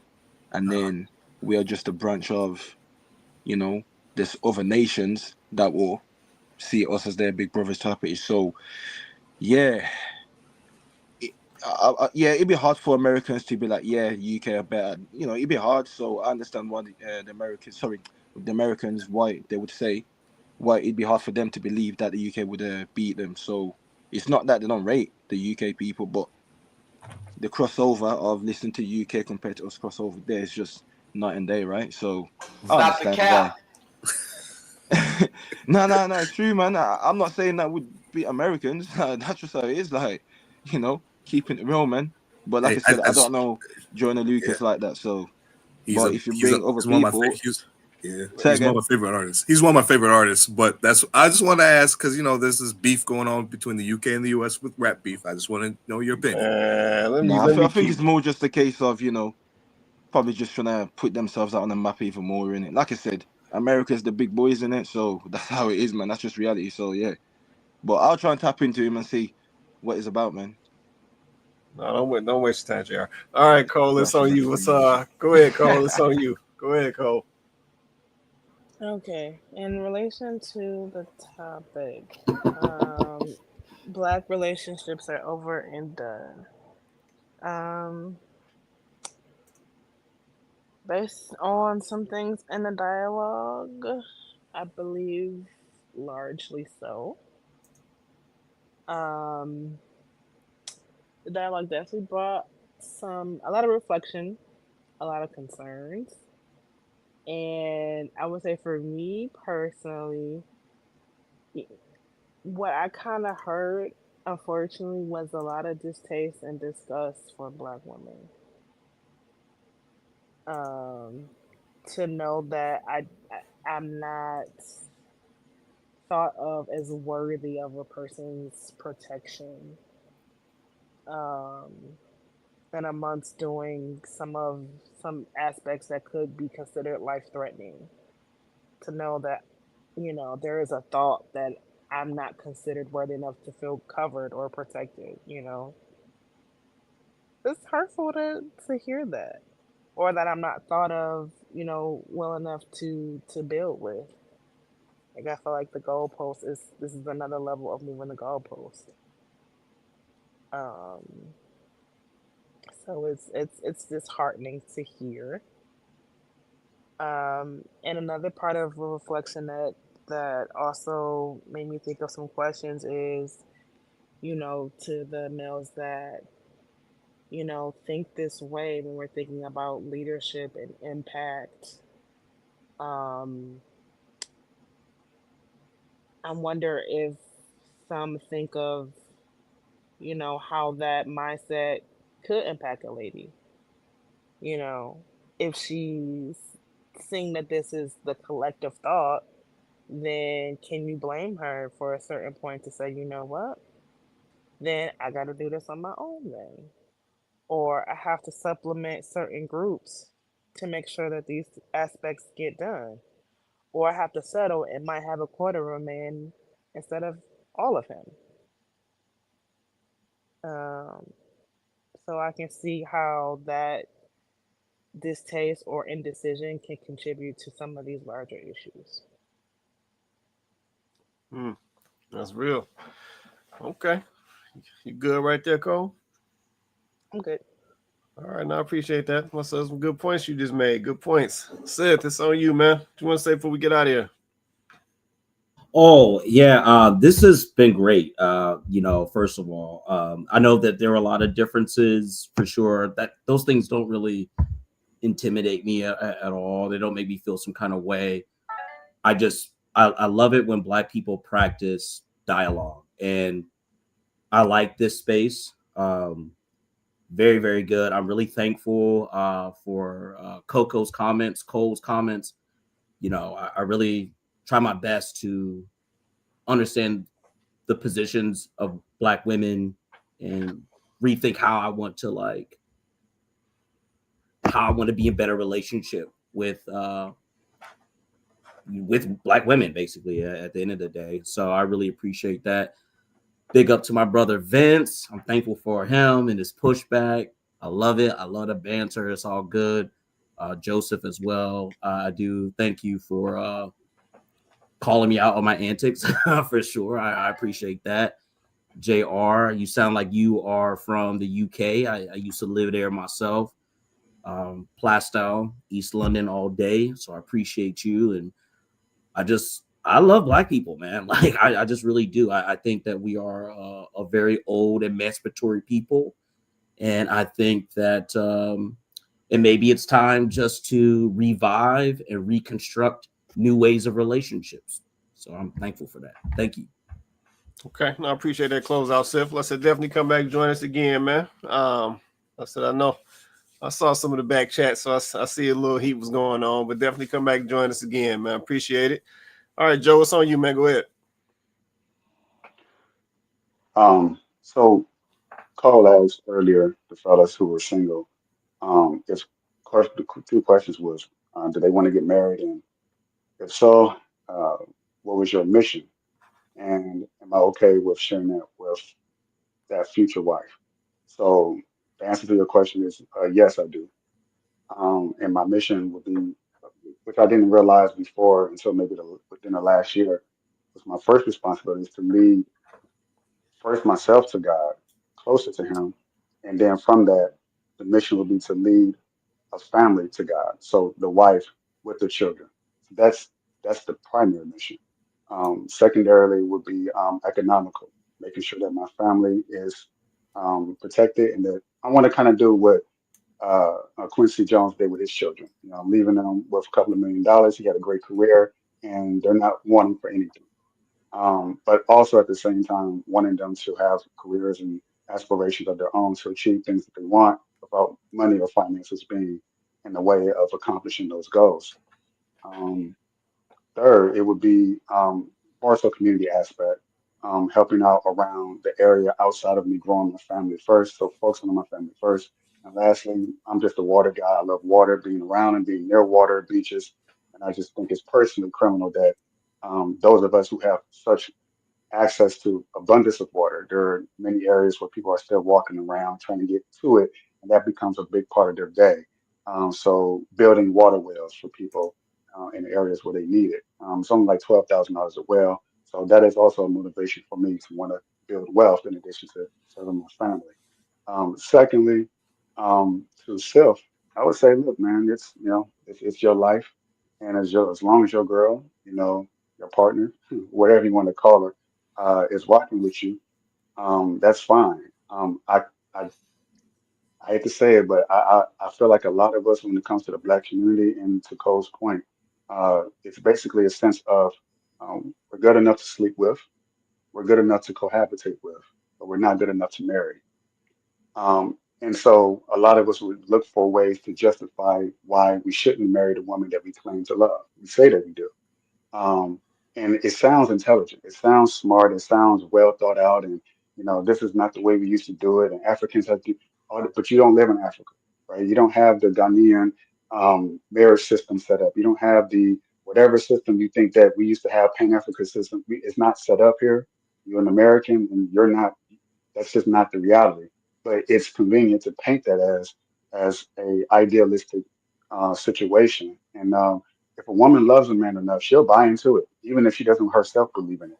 I remember one time when I had a woman believing that the earth was flat. And I was so, when I was going through something in my 20s, I was like, oh, I think the earth is flat. And she was like, really? I was like, yeah, it's flat. I think. So I heard her believing in it. We're talking about it. And then I did some more research. I said, oh, shit, it's actually brown. So I had to go back and just because the point is that just because we believe in something so strongly, if a woman loves a man enough, she's going to follow him to the ends of the cliff. You jump off the cliff, she's going to come with you. Does that mean that you should say that you should just allow it to happen? Once you realize that it's not smart for you to jump off the cliff because you know she's going to follow you behind like Bonnie and Clyde, it's not a good idea. If you want to protect her from getting shot up like Bonnie and Clyde, then you should probably realize, hey, it's not a good idea for me to be out here like this running these streets. So that's the whole part of protecting the woman, in terms of marriage under the system that we have now. Is it perfect? Absolutely not.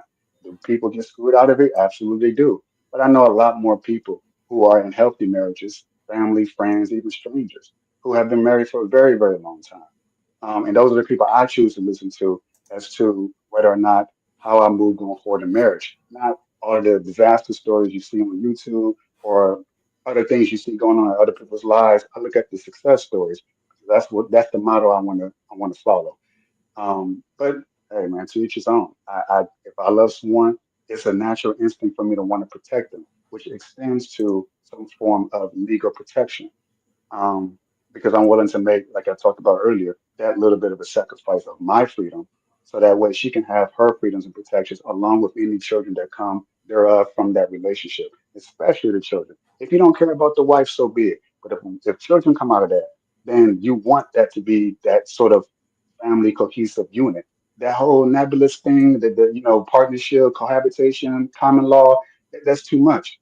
Hiring all these lawyers, just get married and to be solved. The issue would be solved plainly and simply. So with that being said, this was a interesting dialogue to listen in on to.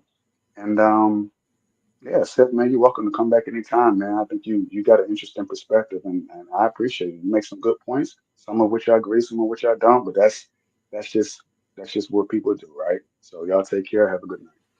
All right, appreciate that closeout, Joe. Well, man, shout out to my panel tonight, man. Shout out to Coco, Beatboxer, Joe, Cole, Vince, JR, Sif was on with us earlier. Appreciate y'all holding me down on the panel. Great conversation tonight. Got deep, went in a couple of directions, but I think it was productive. But yeah, shout out to y'all, man. Hold me down. Let's shout out to everybody in the comments as well. If you haven't already, smash that like button before you get up out of here tonight.